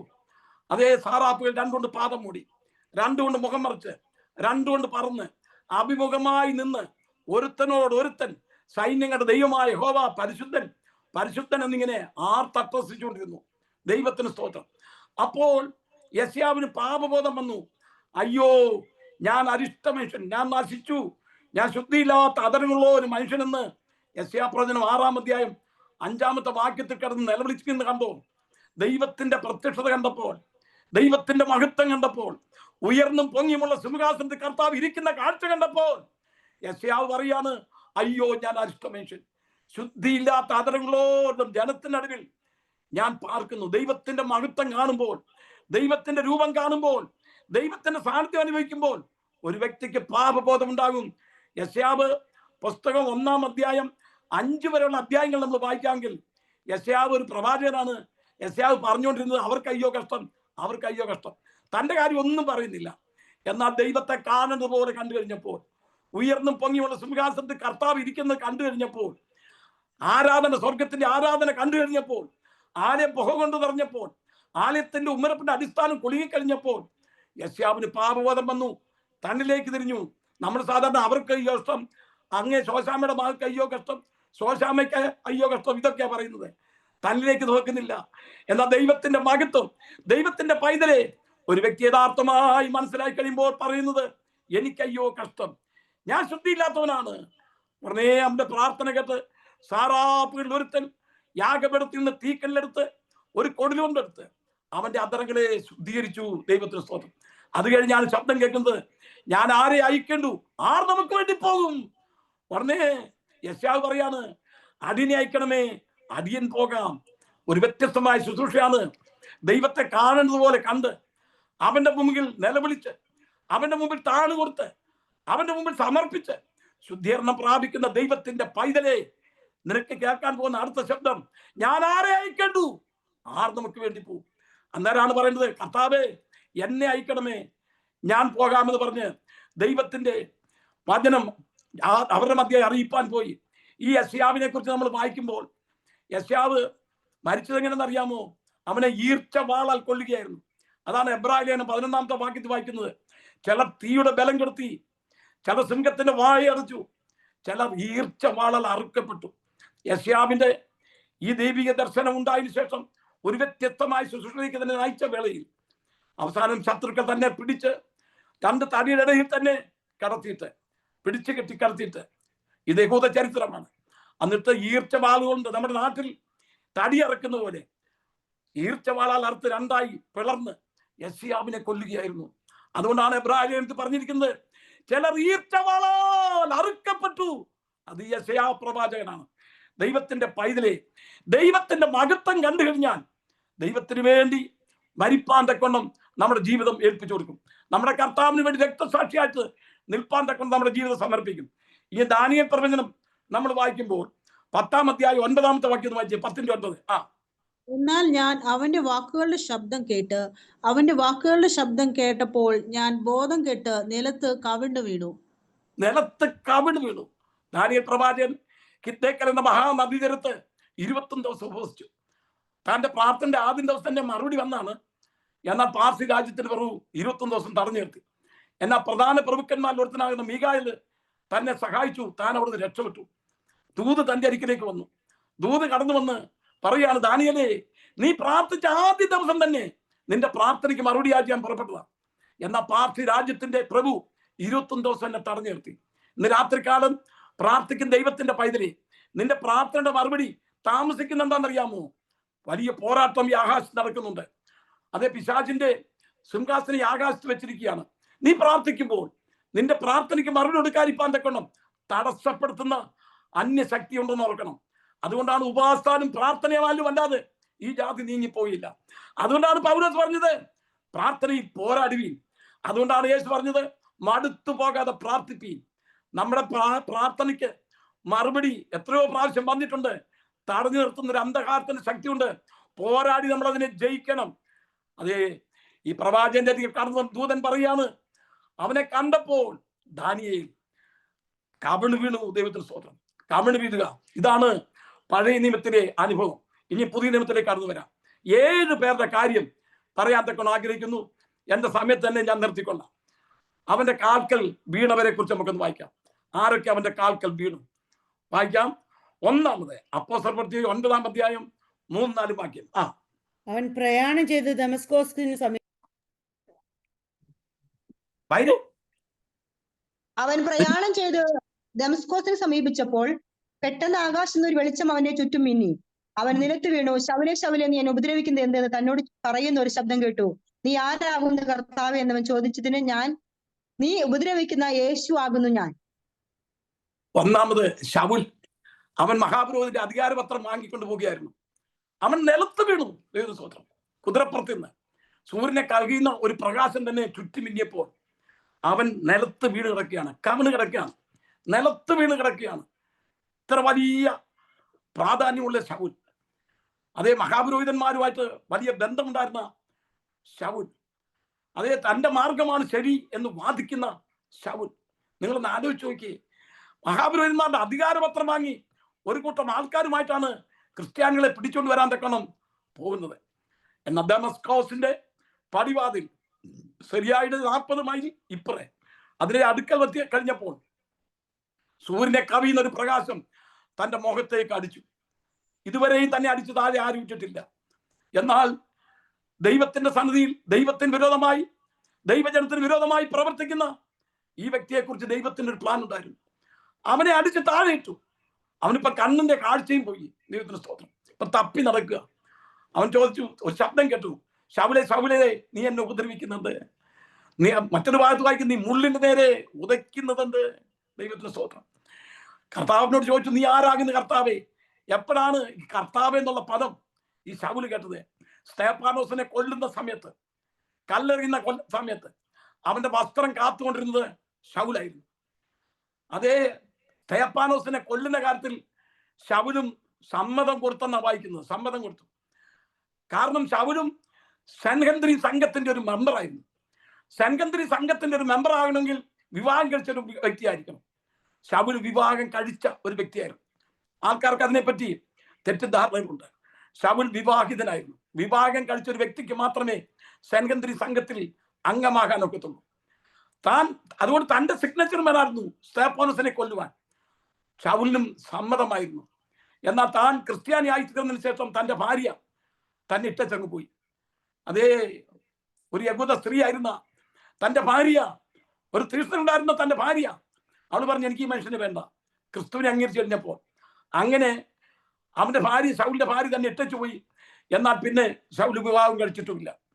ഞാൻ പറഞ്ഞു വന്നിട്ട് താല്പര്യം, ആ ശൗല് പറയാറ്, നീ ആരാകുന്ന കർത്താവേ? നീ ഉപദ്രവിക്കുന്ന നസ്രയനാകുന്ന യേശു ആകുന്ന ഞാൻ. പിന്നീട് ചോദിക്കുന്ന ചോദ്യം, ഞാൻ എന്താണ് ചെയ്യേണ്ടത്? എന്തും ചെയ്യാൻ തയ്യാറാണ്. എന്തും ചെയ്ത നീ പോകാം, നീ ചെയ്യാനുള്ളത് ഞാൻ നിന്നെ പിന്നീട് അറിയിക്കാം. അങ്ങനെ തന്നെ താൻ നേർവീതി എന്ന സ്ഥലത്ത് നിന്ന് പ്രാർത്ഥിച്ചുകൊണ്ടിരിക്കുകയാണ്. അങ്ങനെ ഇരിക്കുമ്പോഴാണ് അനന്യാസൻ ദൈവം പ്രത്യക്ഷപ്പെട്ടത്. നീ എത്രയും വേഗം നേർവീതി എന്ന സ്ഥലത്തേക്ക് ഇരിക്കുക. അവിടെ ശൗല് പ്രാർത്ഥിക്കുന്നു. നോക്കണം എങ്ങനെയായി പ്രാർത്ഥിക്കാനൊക്കെ പഠിച്ചത്. അവിടെ കണ്ണും കാണാൻ പറ്റാതെ പ്രാർത്ഥിച്ചുകൊണ്ടിരിക്കുക. അന്യാസ് പറഞ്ഞു, ഞാൻ പോകത്തില്ല എന്ന് പറഞ്ഞു. അവൻ ഇവിടെയുള്ളവരെയും പിടിച്ചു കെട്ടിക്കൊണ്ട് പോകുവാൻ തക്കണം മഹാപുരോഹിതന്മാരുടെ അധികാരപത്രം വാങ്ങിയിട്ടുണ്ട്. കർത്താവ് കൊടുത്ത ദൂത് എന്താണെന്ന് അറിയാമോ? അവൻ എൻ്റെ നാമം രാജാക്കന്മാരുടെയും സഹസ്രാധിപന്മാരുടെയും മുൻപിൽ വഹിപ്പാൻ ഞാൻ തെരഞ്ഞെടുത്ത ഒരു പാത്രമാണ്. അപ്പൊ അങ്ങനെയാണ് പോകുന്നത്. അവിടേക്ക് കടന്നു ചെന്നപ്പോൾ അനന്യാസ് പറയുന്നു, ശൗലേ സഹോദരാ, എഴുന്നേറ്റ് കാഴ്ച പ്രാപിക്കുക. നിനക്ക് വഴിയിൽ പ്രത്യക്ഷനായ കർത്താവായ യേശുവാണ് എന്നെ ഇങ്ങോട്ട് അയച്ചത്. ദൈവത്തിന് സ്തോത്രം. ഇന്നത്തെ നമ്മുടെ ശൗലിമാരാദ്യം പറഞ്ഞേനെ, കർത്താവിനോട് ദമസ്കോസിന്റെ പടിവാതിൽ വെച്ച് പറഞ്ഞു, നീ പോക, നീ ചെയ്യാമെന്ന് ഞാൻ പിന്നാലെ അറിയിക്കാവുന്ന. കർത്താവ് തന്നെ വരട്ടെ എങ്കിലേ ഞാൻ സ്നാനപ്പെടുമെന്ന് പറയുന്ന ആൾക്കാരില്ലേ? കേട്ടോ, അങ്ങനെ പറഞ്ഞ ആൾക്കാരില്ലേ? കർത്താവ് വരട്ടെ. അതേ, ഞങ്ങളുടെ നാട്ടില് ഒരപ്പച്ചൻ, അദ്ദേഹം സ്നാനപ്പെടാൻ ആഗ്രഹിച്ചു. എൻ്റെ നാട്ടിലെ പുതുപ്പള്ളിയില. അദ്ദേഹം പറഞ്ഞ ഒരുത്തരും എന്നെ സ്നാനപ്പെടുത്തത്തെ കൊണ്ടുള്ള വിശുദ്ധിയില്ല, അതുകൊണ്ട് ഞാൻ തന്നെ സ്നാനപ്പെടുക എന്ന് പറഞ്ഞ് അദ്ദേഹം ഒരു ആറ്റിലേക്ക് കടന്നു നിന്നിട്ട് അദ്ദേഹം തന്നെ പിതാവിന്റെയും പുത്രന്റെയും പരിശുദ്ധാത്മാവിന്റെ നാമത്തിൽ ഞാൻ മുങ്ങുന്നു പറഞ്ഞ് മുങ്ങി. ആ സ്നാനം ശരിയാണോ? ഇരുവരും വെള്ളത്തിൽ ഇറങ്ങുന്നില്ലേ? ഒരു അപ്പച്ചൻ തോമ എന്ന് പറഞ്ഞൊരു വ്യക്തി ഉണ്ടായിരുന്നു. ഒരു സിലോബന്ധ പാസ്റ്റർ ചെന്ന് കണ്ടു, എന്നെ സ്നാനപ്പെടുത്തുന്നത് പറഞ്ഞു. ഭയങ്കര കള്ളുടിന. ആ പാവം വിചാരിച്ചു അപ്പച്ചൻ തോമ രക്ഷിക്കപ്പെടുന്നു. അദ്ദേഹം സ്നാനപ്പെടാൻ തക്കണം വെള്ളത്തിൽ ഇറക്കി നിർത്തിയപ്പോൾ വിശ്വസിക്കുന്നു എന്ന് വെച്ചു. വിശ്വസിക്കുന്നു പറഞ്ഞു. വെള്ളത്തിൽ മുക്കി. പിന്നെ പുള്ളിയെ കണ്ടില്ല. പുള്ളി നീർക്കാൻ കുഴിയിട്ട് അക്കരെ കയറി. ആ പാസ്റ്റർ കളിയാക്കി. അദ്ദേഹത്തിന്റെ ഒക്കെ മരണം ഇതൊക്കെ ഞങ്ങളുടെ നാട്ടിൽ നടന്ന സംഭവം. ഞാൻ ജാക്കോബക്കാരനായിരുന്നു, ഓർത്തഡോക്സുകാരനായിരുന്നു. പുതുപ്പള്ളി പള്ളി എന്ന് പറഞ്ഞാൽ അത് എല്ലാവർക്കും അറിയാവുന്ന ഒരു പള്ളിയാണ്. ആ പള്ളിയുടെ ഇടവകയിലെ ഒരു അംഗമായിരുന്നു ഞാൻ. നോക്കണമേ, അപ്പച്ചന്തമ്മ അങ്ങനെ കളിയാക്കി. അദ്ദേഹം അനുഭവിച്ച ദുരിതം വളരെ വലുതായിരുന്നു. ദൈവത്തിന് സ്തോത്രം. ശൗല് ഇത് കേട്ട് കഴിഞ്ഞപ്പോൾ, നിനക്ക് വഴിയിൽ പ്രത്യക്ഷപ്പെട്ട യേശു എന്നെ അയച്ചിരിക്കുന്നു പറഞ്ഞ ഉടനെ അവൻ എഴുന്നേറ്റ് സ്നാനമേറ്റു. അവന്റെ കണ്ണിലെ തിമിരം മാറി. ഇനി രണ്ടാമത് കവിണ് വീണ സ്ത്രീ. മർക്കോസ് 7:25-26 വായിച്ചോട്ടെ. മർക്കോസ് 7:25-26. ചെറിയ മകളുള്ള ഒരു സ്ത്രീ അവന്റെ വസ്തുത കേട്ടിട്ട് വന്ന് അവന്റെ കാൽക്കൽ വീണു. സൂറോഫായിനക്കാരിയായ സ്ത്രീയാണ്, ഒരു ജാതീയ സ്ത്രീയാണ്. അവളുടെ ചെറിയ മകൾ ഭൂതോപദ്രവം ബാധിച്ചിരിക്കുകയാണ്. ഒരു ജാതീയ സ്ത്രീ. യേശു ക്രിസ്തുവിനെ കുറിച്ചുള്ള സംസാരം കേട്ടു കഴിഞ്ഞപ്പോൾ അവള് സുറോഫോയിനിക്കാരിയായ സ്ത്രീ, ഒരു ജാതീയ സ്ത്രീ വന്ന് യേശുവിന്റെ കാൽക്കൽ വീണു. കർത്താവേ, എന്റെ മകൾ അതേ ഭൂതോപദ്രവം ബാധിച്ച് വിഷമിക്കുന്നു. കർത്താവ് കൊടുത്ത മറുപടി എന്താ അറിയാമോ? മക്കളുടെ അപ്പം എടുത്ത് നായ്ക്കുട്ടി കൊടുക്കുന്ന വിഹിതമല്ല. വാസ്തവത്തിൽ ഈ സ്ത്രീയെ വിളിച്ചത് പട്ടീന്ന, നായ്ക്കുട്ടി. നമ്മളായിരുന്നെങ്കിൽ എന്തെല്ലാം ബഹളം ഉണ്ടാക്കിയനെ. ഞാൻ കർത്താവിന്റെ എനിക്ക് ചൊല്ലിയാർ ചെന്നപ്പോ എന്നെ പട്ടീന്ന് വിളിച്ചു. കർത്താവ് പറഞ്ഞ വാചകം എന്താ അറിയാമോ? മക്കളുടെ അപ്പം എടുത്ത് നായ്ക്കുട്ടികൾ കൊടുക്കുന്നത് വിഹിതമല്ല. അവള് നായ്ക്കുട്ടിയാന്ന് സമ്മതിച്ചു. ഞാൻ വെറും പട്ടിയാന്ന് സമ്മതിച്ചു. കർത്താവേ, നായ്ക്കുട്ടികളും യജമാന്റെ മേശയിൽ നിന്ന് വീഴുന്ന അപ്പനുറുക്കളെ തിന്ന് ഉപജീവിക്കുമല്ലോ. അവിടാണ് വിടുതൽ ഉണ്ടായത്. ഞാനൊരു നായ്ക്കുട്ടിയാണ്. ഞാനും ഇങ്ങനെ പെറുക്കി തിന്നുന്നവളാണ്. നായ്ക്കുട്ടികളും യജമാന്റെ മേശയുടെ കീഴിൽ വീഴുന്ന അപ്പനുറുക്ക് തിന്ന് ഉപജീവിക്കുന്നുവല്ലോ. കർത്താവ് കൊടുത്ത മറുപടി എന്താ അറിയാമോ? സ്ത്രീയേ, നിന്റെ വിശ്വാസം വലിയത്. പോകാ, നിന്റെ മകൾ സൗഖ്യം പ്രാപിച്ചിരിക്കുന്നു. ഇന്ന് രാത്രികാലം ദൈവത്തിന്റെ പൈതലേ, യേശുവിന്റെ അരികൽ കവിണ് വീഴുന്നവരെ ദൈവം അവർക്ക് മറുപടി കൊടുക്കാതെ വിടത്തില്ല. നിന്റെ വിശ്വാസം വർദ്ധിക്കട്ടെ. മൂന്നാമതൊരു സ്ത്രീ, ലൂക്കോസിന്റെ സുവിശേഷം 7-ാം അധ്യായം 36 മുതൽ 38 വരെയുള്ള വാക്യങ്ങൾ വായിച്ചേ. പരീശന്മാരിൽ ഒരുത്തൻ തന്നോടുകൂടെ ഭക്ഷണം കഴിപ്പാൻ അവനെ ക്ഷണിച്ചു. അവൻ പരീശന്റെ വീട്ടിൽ ചെന്ന് ഭക്ഷണത്തിനിരുന്നു. ആ പട്ടണത്തിൽ പാപിയായ ഒരു സ്ത്രീ അവൻ പരീശന്റെ വീട്ടിൽ ഭക്ഷണത്തിനിരിക്കുന്നത് അറിഞ്ഞ് ഒരു വെൺകൽഭരണി പരിമള തൈലം കൊണ്ടുവന്ന് പുറകിൽ അവന്റെ കാൽക്കൽ കരഞ്ഞുകൊണ്ട് നിന്ന് കണ്ണുനീർ കൊണ്ട് അവന്റെ കാൽ നനച്ചു തുടങ്ങി. തലമുടി കൊണ്ട് തുടച്ചു, കാൽ ചുംബിച്ച് തൈലം പൂശി. ദൈവത്തിന്റെ പൈതലെ, പരീശന്റെ വീട്ടിലാണ് ക്ഷണിച്ചിരിക്കുന്നത്. ഇവളെ ക്ഷണിച്ചതല്ല, ഈ പാപനിയായ സ്ത്രീയെ ക്ഷണിച്ചതല്ല, യേശുവിനെ ക്ഷണിച്ചതാണ് സ്വീകരിക്കാൻ. അവിടെ നടന്ന സംഭവമൊക്കെ അറിയാം. എനിക്ക് എൻ്റെ സമയം പോയിക്കൊണ്ടിരിക്കുന്നു. സമയത്ത് ക്ലാസ് തീർക്കണം. എനിക്ക് 2-3 വട്ടം കാര്യം കൂടെ വിഷയം കൊണ്ട് എടുക്കണമെന്ന് ആഗ്രഹം ഉണ്ടായിരുന്നു. ദൈവത്തിന് സ്തോത്രം. ഞാൻ 5-6 സ്ഥലങ്ങളിൽ വെളിപ്പാട് ക്ലാസ് എടുക്കുന്നുണ്ട്. ഇത്ര ധൃതി വെച്ചെടുക്കുന്നത് ഇവിടെ മാത്രമേ ഉള്ളൂ. കാരണം 2-3 അധ്യായം കൂടെ തീർത്തിട്ട് ഒരു എക്സാമിനേഷൻ ഇട്ട് നിങ്ങളുടെ അതേ പഠിത്തം എങ്ങനെയുണ്ടെന്ന് എനിക്കൊന്ന് അറിയണം. അതിന് ഞാൻ ധൃതി കൂട്ടുകയാണ്. പട്ടണത്തിലേക്കും പാപിനിയായ സ്ത്രീ യേശുവിനെ കുറിച്ചുള്ള വസ്തുത കേട്ടിട്ട് പറയിൽ കൂടെ കടന്നു ചെന്ന് പരീശന്റെ വീട്ടിലാ. അവളെ പാപിയാണെന്നും അതേ അഴുക്കുള്ളതാണെന്ന് എല്ലാവർക്കും അറിയാം. പക്ഷെ അവളൊന്നും കൂട്ടിയാക്കിയില്ല. ആട്ടിപ്പായിക്കൊന്നൊന്നും ചിന്തിച്ചില്ല. അവള് ഒളിച്ചു കയറി പുറയിൽ കൂടെ വന്ന് യേശുവിന്റെ പാദപ്പെടുത്തിയിരുന്നു. ആ സുന്ദരമായ പാദപ്പെടുത്തിയിരുന്നു. ഇരുന്നിട്ട് അവളുടെ കണ്ണുനീര് കൊണ്ട് അവന്റെ പാദം നനച്ചു. തോർത്തൊന്നുമില്ല, താൽമടി കൊണ്ട് അവന്റെ പാദം തോർത്തുവാൻ തക്കണ്ടിയായി. ഉടനെ പരീശൻ പറഞ്ഞു, ഇവളെ തൊടുന്നത് ആരെന്നും അത് എങ്ങനെയുള്ളതെന്നും ഇവൻ അറിഞ്ഞിരുന്നെങ്കിൽ ഇത് സമ്മതിക്കുമായിരുന്നോ? അവന്റെ ഉള്ളത്തിൽ ചിന്തിച്ചുകൊണ്ടിരിക്കുന്ന കാര്യം, ശിമോനെ, എനിക്ക് നിന്നോടൊരു കാര്യം പറയാനുണ്ട്. ഞാൻ നിന്റെ വീട്ടിൽ വന്നപ്പോൾ നീ എന്റെ കാല് കഴുകാൻ വെള്ളം തന്നില്ല, എന്റെ കാല് നീ തോർത്തിയില്ല. ഇവളോ കണ്ണുനീർ കൊണ്ട് എന്റെ പാദം നനച്ചു, തലമുടി കൊണ്ട് തോർത്തി. ദൈവത്തിന് സ്തോത്രം. അവളോട് പറഞ്ഞു, വാചകം, മകളെ, നിന്റെ പാപം ക്ഷമിച്ചു തന്നിരിക്കുന്നു. യേശു ക്രിസ്തുവിന് പ്രത്യേകം. നമ്മളാണെങ്കിൽ ഈ പട്ടണത്തിലേക്ക് പാവനിയായ സ്ത്രീയെ നമ്മുടെ വീട്ടിൽ കയറ്റുമോ? നമ്മുടെ സഭയെ കയറ്റുമോ? നമുക്കൊരു സാക്ഷ്യം പറയാൻ സമയം കൊടുക്കൂ?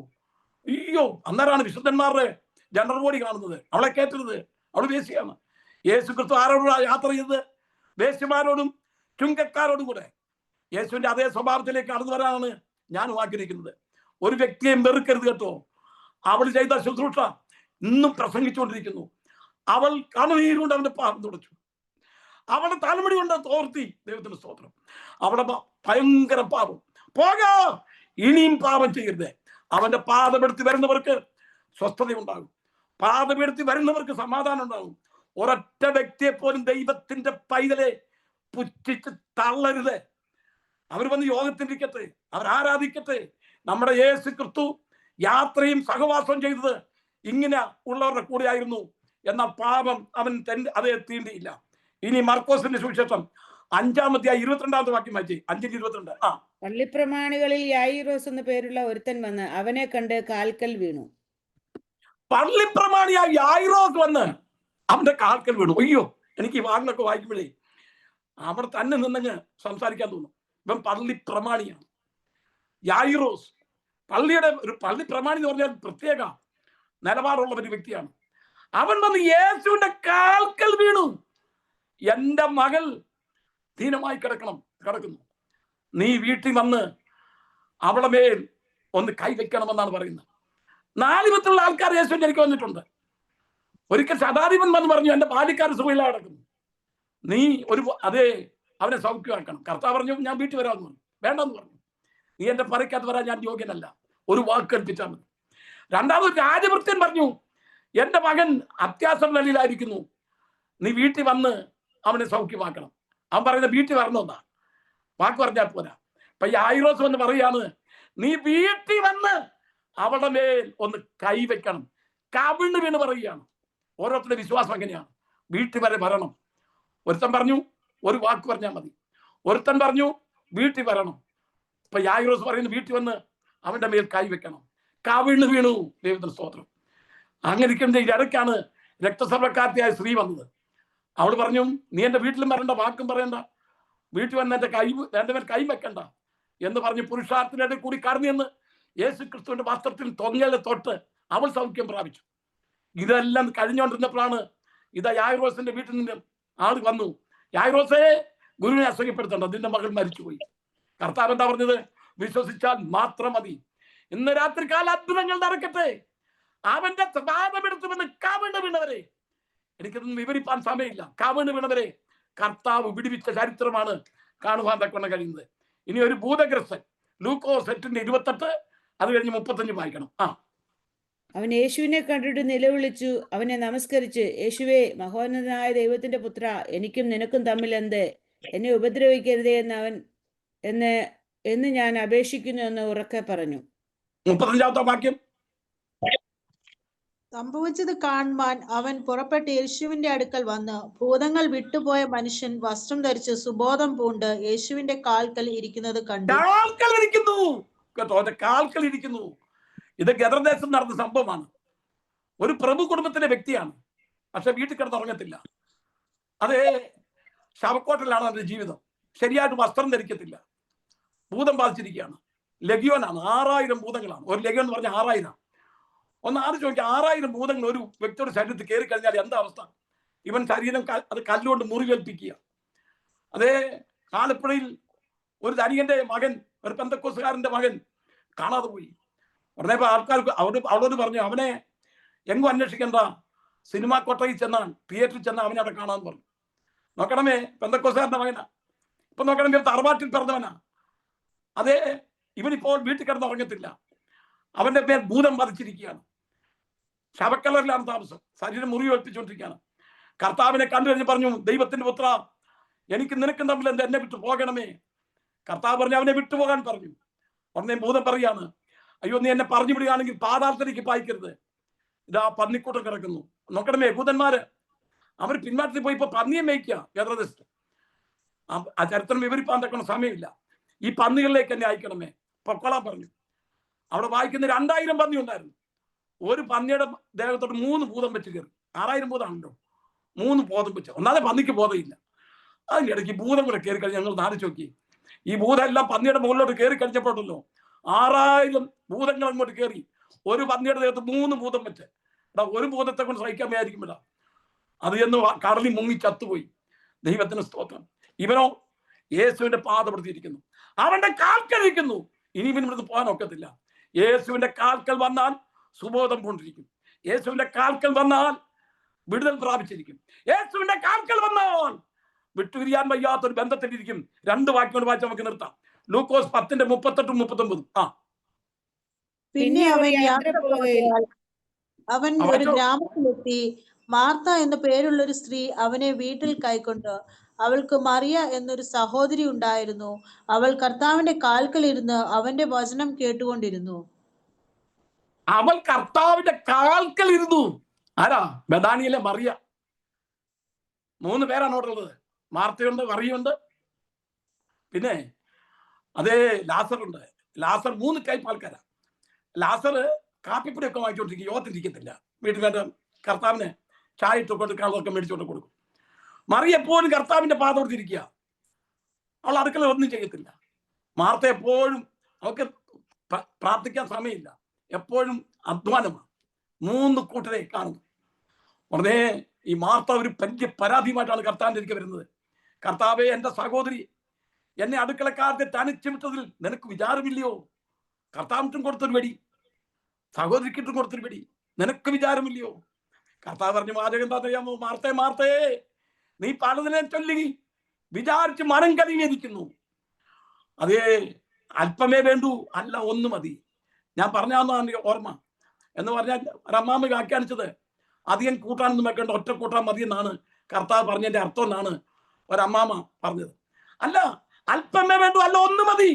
മറിയ നല്ല അംശം തെരഞ്ഞെടുത്തു, അതാരും അവളോട് അപഹരിക്കുകയില്ല. യേശുവിന്റെ പാദപ്പെടുത്തിരുന്ന് ദൈവത്തിനെ പഠിപ്പിക്കുന്നത് നല്ല അംശമാണ്. പാദപ്പെടുത്തിയിരിക്കുക, ദൈവം നിന്നെ പഠിപ്പിക്കും. ഇനിയും യോഹന്നാന്റെ സുവിശേഷം 11-ാം അധ്യായം 32-ാമത്തെ വാക്യം വായിച്ചേ. മറിയ എത്തി അവനെ കണ്ടിട്ട് അവന്റെ കാൽക്കൽ വീണു. കർത്താവേ, നീ ഇവിടെ ഉണ്ടായിരുന്നുവെങ്കിൽ എന്റെ സഹോദരൻ മരിക്കയില്ലായിരുന്നു എന്ന് പറഞ്ഞു. നോക്കണമേ, മറിയ വന്ന് യേശുവിന്റെ കാൽക്കൽ വീണ് പറയാണ്, നീ ഇവിടെ ഉണ്ടായിരുന്നെങ്കിൽ എന്റെ സഹോദരൻ മരിക്കയില്ലായിരുന്നു. സമയം നിർത്തുകയാണ്. പുതിയ നിയമത്തിൽ കാൽക്കൽ വീണവര് ശൗൽ കാൽക്കൽ വീണു, ജാതീയ സ്ത്രീ വന്ന് കാൽക്കൽ വീണു, പാപനിയായ സ്ത്രീ വന്ന് കാൽക്കൽ വീണു, പള്ളിപ്രമാണി വന്ന് കാൽക്കൽ വീണു, യായിറോസ് ഭൂതഗ്രസ്തൻ യേശുവിന്റെ കാൽക്കൽ വീണു, ബഥാന്യ മറിയ യേശുവിന്റെ കാൽക്കൽ വീണു. ബഥാന്യ മറിയ ലാസർ മരിച്ചു കഴിഞ്ഞപ്പോൾ അവളെ യേശുവിനെ എതിരേക്കാൻ ചെല്ലാതിരിക്കുകയായിരുന്നു. മാർത്ത എന്ന് പറഞ്ഞു, ഗുരു നിന്നെ വിളിക്കുന്നു പറഞ്ഞപ്പോഴാണ് അവൾ പിണങ്ങിയിരിക്കുക. കർത്താവ് വന്നില്ലല്ലോ സമയത്ത്. പിന്നെ അവൾ ഓടി ചെന്നിട്ട് അവന്റെ കാൽക്കൽ വീണു. നീ ഇവിടെ ഉണ്ടായിരുന്നെങ്കിൽ എന്റെ സഹോദരൻ മരിക്കില്ലായിരുന്നു. പത്മോസ് കിടക്കുന്ന യോഹന്നാൻ കർത്താവായ യേശു ക്രിസ്തുവിന്റെ തേജസ്സിന്റെ പ്രത്യക്ഷത കണ്ടപ്പോൾ അവന്റെ കാൽക്കൽ വീണു. ഇന്ന് രാത്രികാലം അവന്റെ കാൽക്കൽ വീഴാം. ദൈവവചനങ്ങളാൽ നമ്മെ അനുഗ്രഹിക്കട്ടെ. Pastor Lalu Jacob. Praise the Lord. വളരെ അനുഗ്രഹിക്കപ്പെട്ട രീതിയിൽ ക്ലാസ് എടുക്കുവാൻ കർത്താവിന്റെ ദാസനെ ഇന്ന് ദൈവം സഹായിച്ചത് ഓർത്ത് സ്തോത്രം ചെയ്യുന്നു. Praise the Lord. നമുക്ക് പ്രാർത്ഥനയോടെ ആശീർവാദത്തോടെ പിരിയാം. ദൈവാത്മാവ് പ്രേരിപ്പിക്കുന്ന ആരെങ്കിലും ഒരാൾ പ്രാർത്ഥിച്ചാൽ.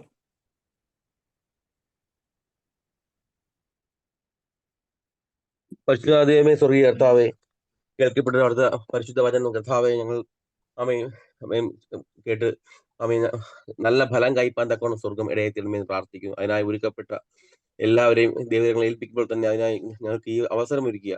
കർത്താവെ, അകപ്പെ അമ്മയും പ്രവർത്തിക്കുന്ന എല്ലാവിധ കർത്താവിന്റെ ദാസന്മാരെയും കർത്താവ് അവിടെ അനുഗ്രഹിക്കുന്നു പ്രാർത്ഥിക്കുന്നു. ഞങ്ങൾക്കായി ഇന്ന് ഞങ്ങൾക്കായി തന്ന ആൻഡ്രൂ സാറിനെ ദൈവങ്ങളെ ഏൽപ്പിക്കുന്നു. അനേകം ക്രിസ്തുവിനെ ആദായപ്പെടുത്തുവാൻ സഹായിക്കണം. കർത്താവ്, ഞങ്ങൾ കേട്ടവരെല്ലാം ഫലം കായ്ക്കണം. തിരുനാമം മഹത്വപ്പെടണം. യേശു ക്രിസ്തു മൂലം പ്രാർത്ഥന കേൾക്കും. സ്വർഗീയ നല്ല പിതാവേ, ആമേൻ. ആമേൻ ആമേൻ. പിതാവായ ദൈവത്തിന്റെ സ്നേഹവും പുത്രനായ യേശു ക്രിസ്തുവിന്റെ കൃപയും പരിശുദ്ധാത്മാവിന്റെ സഹവാസവും സാന്നിധ്യവും നമ്മോടും ഇന്ന് ജോയിൻ ചെയ്ത എല്ലാ പ്രിയപ്പെട്ടവരോടും പ്രത്യേകം ഇന്ന് ക്ലാസ് എടുത്ത കർത്താവിന്റെ ദാസനോടും ഇന്ന് മുതൽ എന്നേക്കും ഉണ്ടായിരിക്കുമാറാകട്ടെ. രാത്രിയിലും ചെയ്യുന്ന ദൈവത്തിന് സ്തോത്രം ചെയ്യാം. Hallelujah hallelujah. ദാസനും ജോയിൻ ചെയ്ത എല്ലാ പ്രിയപ്പെട്ടവർക്കും നന്ദി. നാളെ വൈകിട്ട് നമുക്ക് വീണ്ടും കാണാം. നാളത്തെ ക്ലാസ് പാസ്റ്റർ മാത്യു പി തോമസ് തിയോളജിയാണ്. ദൈവം എല്ലാവരും സമയത്ത് ജോയിൻ ചെയ്യുക. ദൈവം എല്ലാവരെയും സഹായിക്കട്ടെ. Thank you pastor. എല്ലാവർക്കും താങ്ക് യു.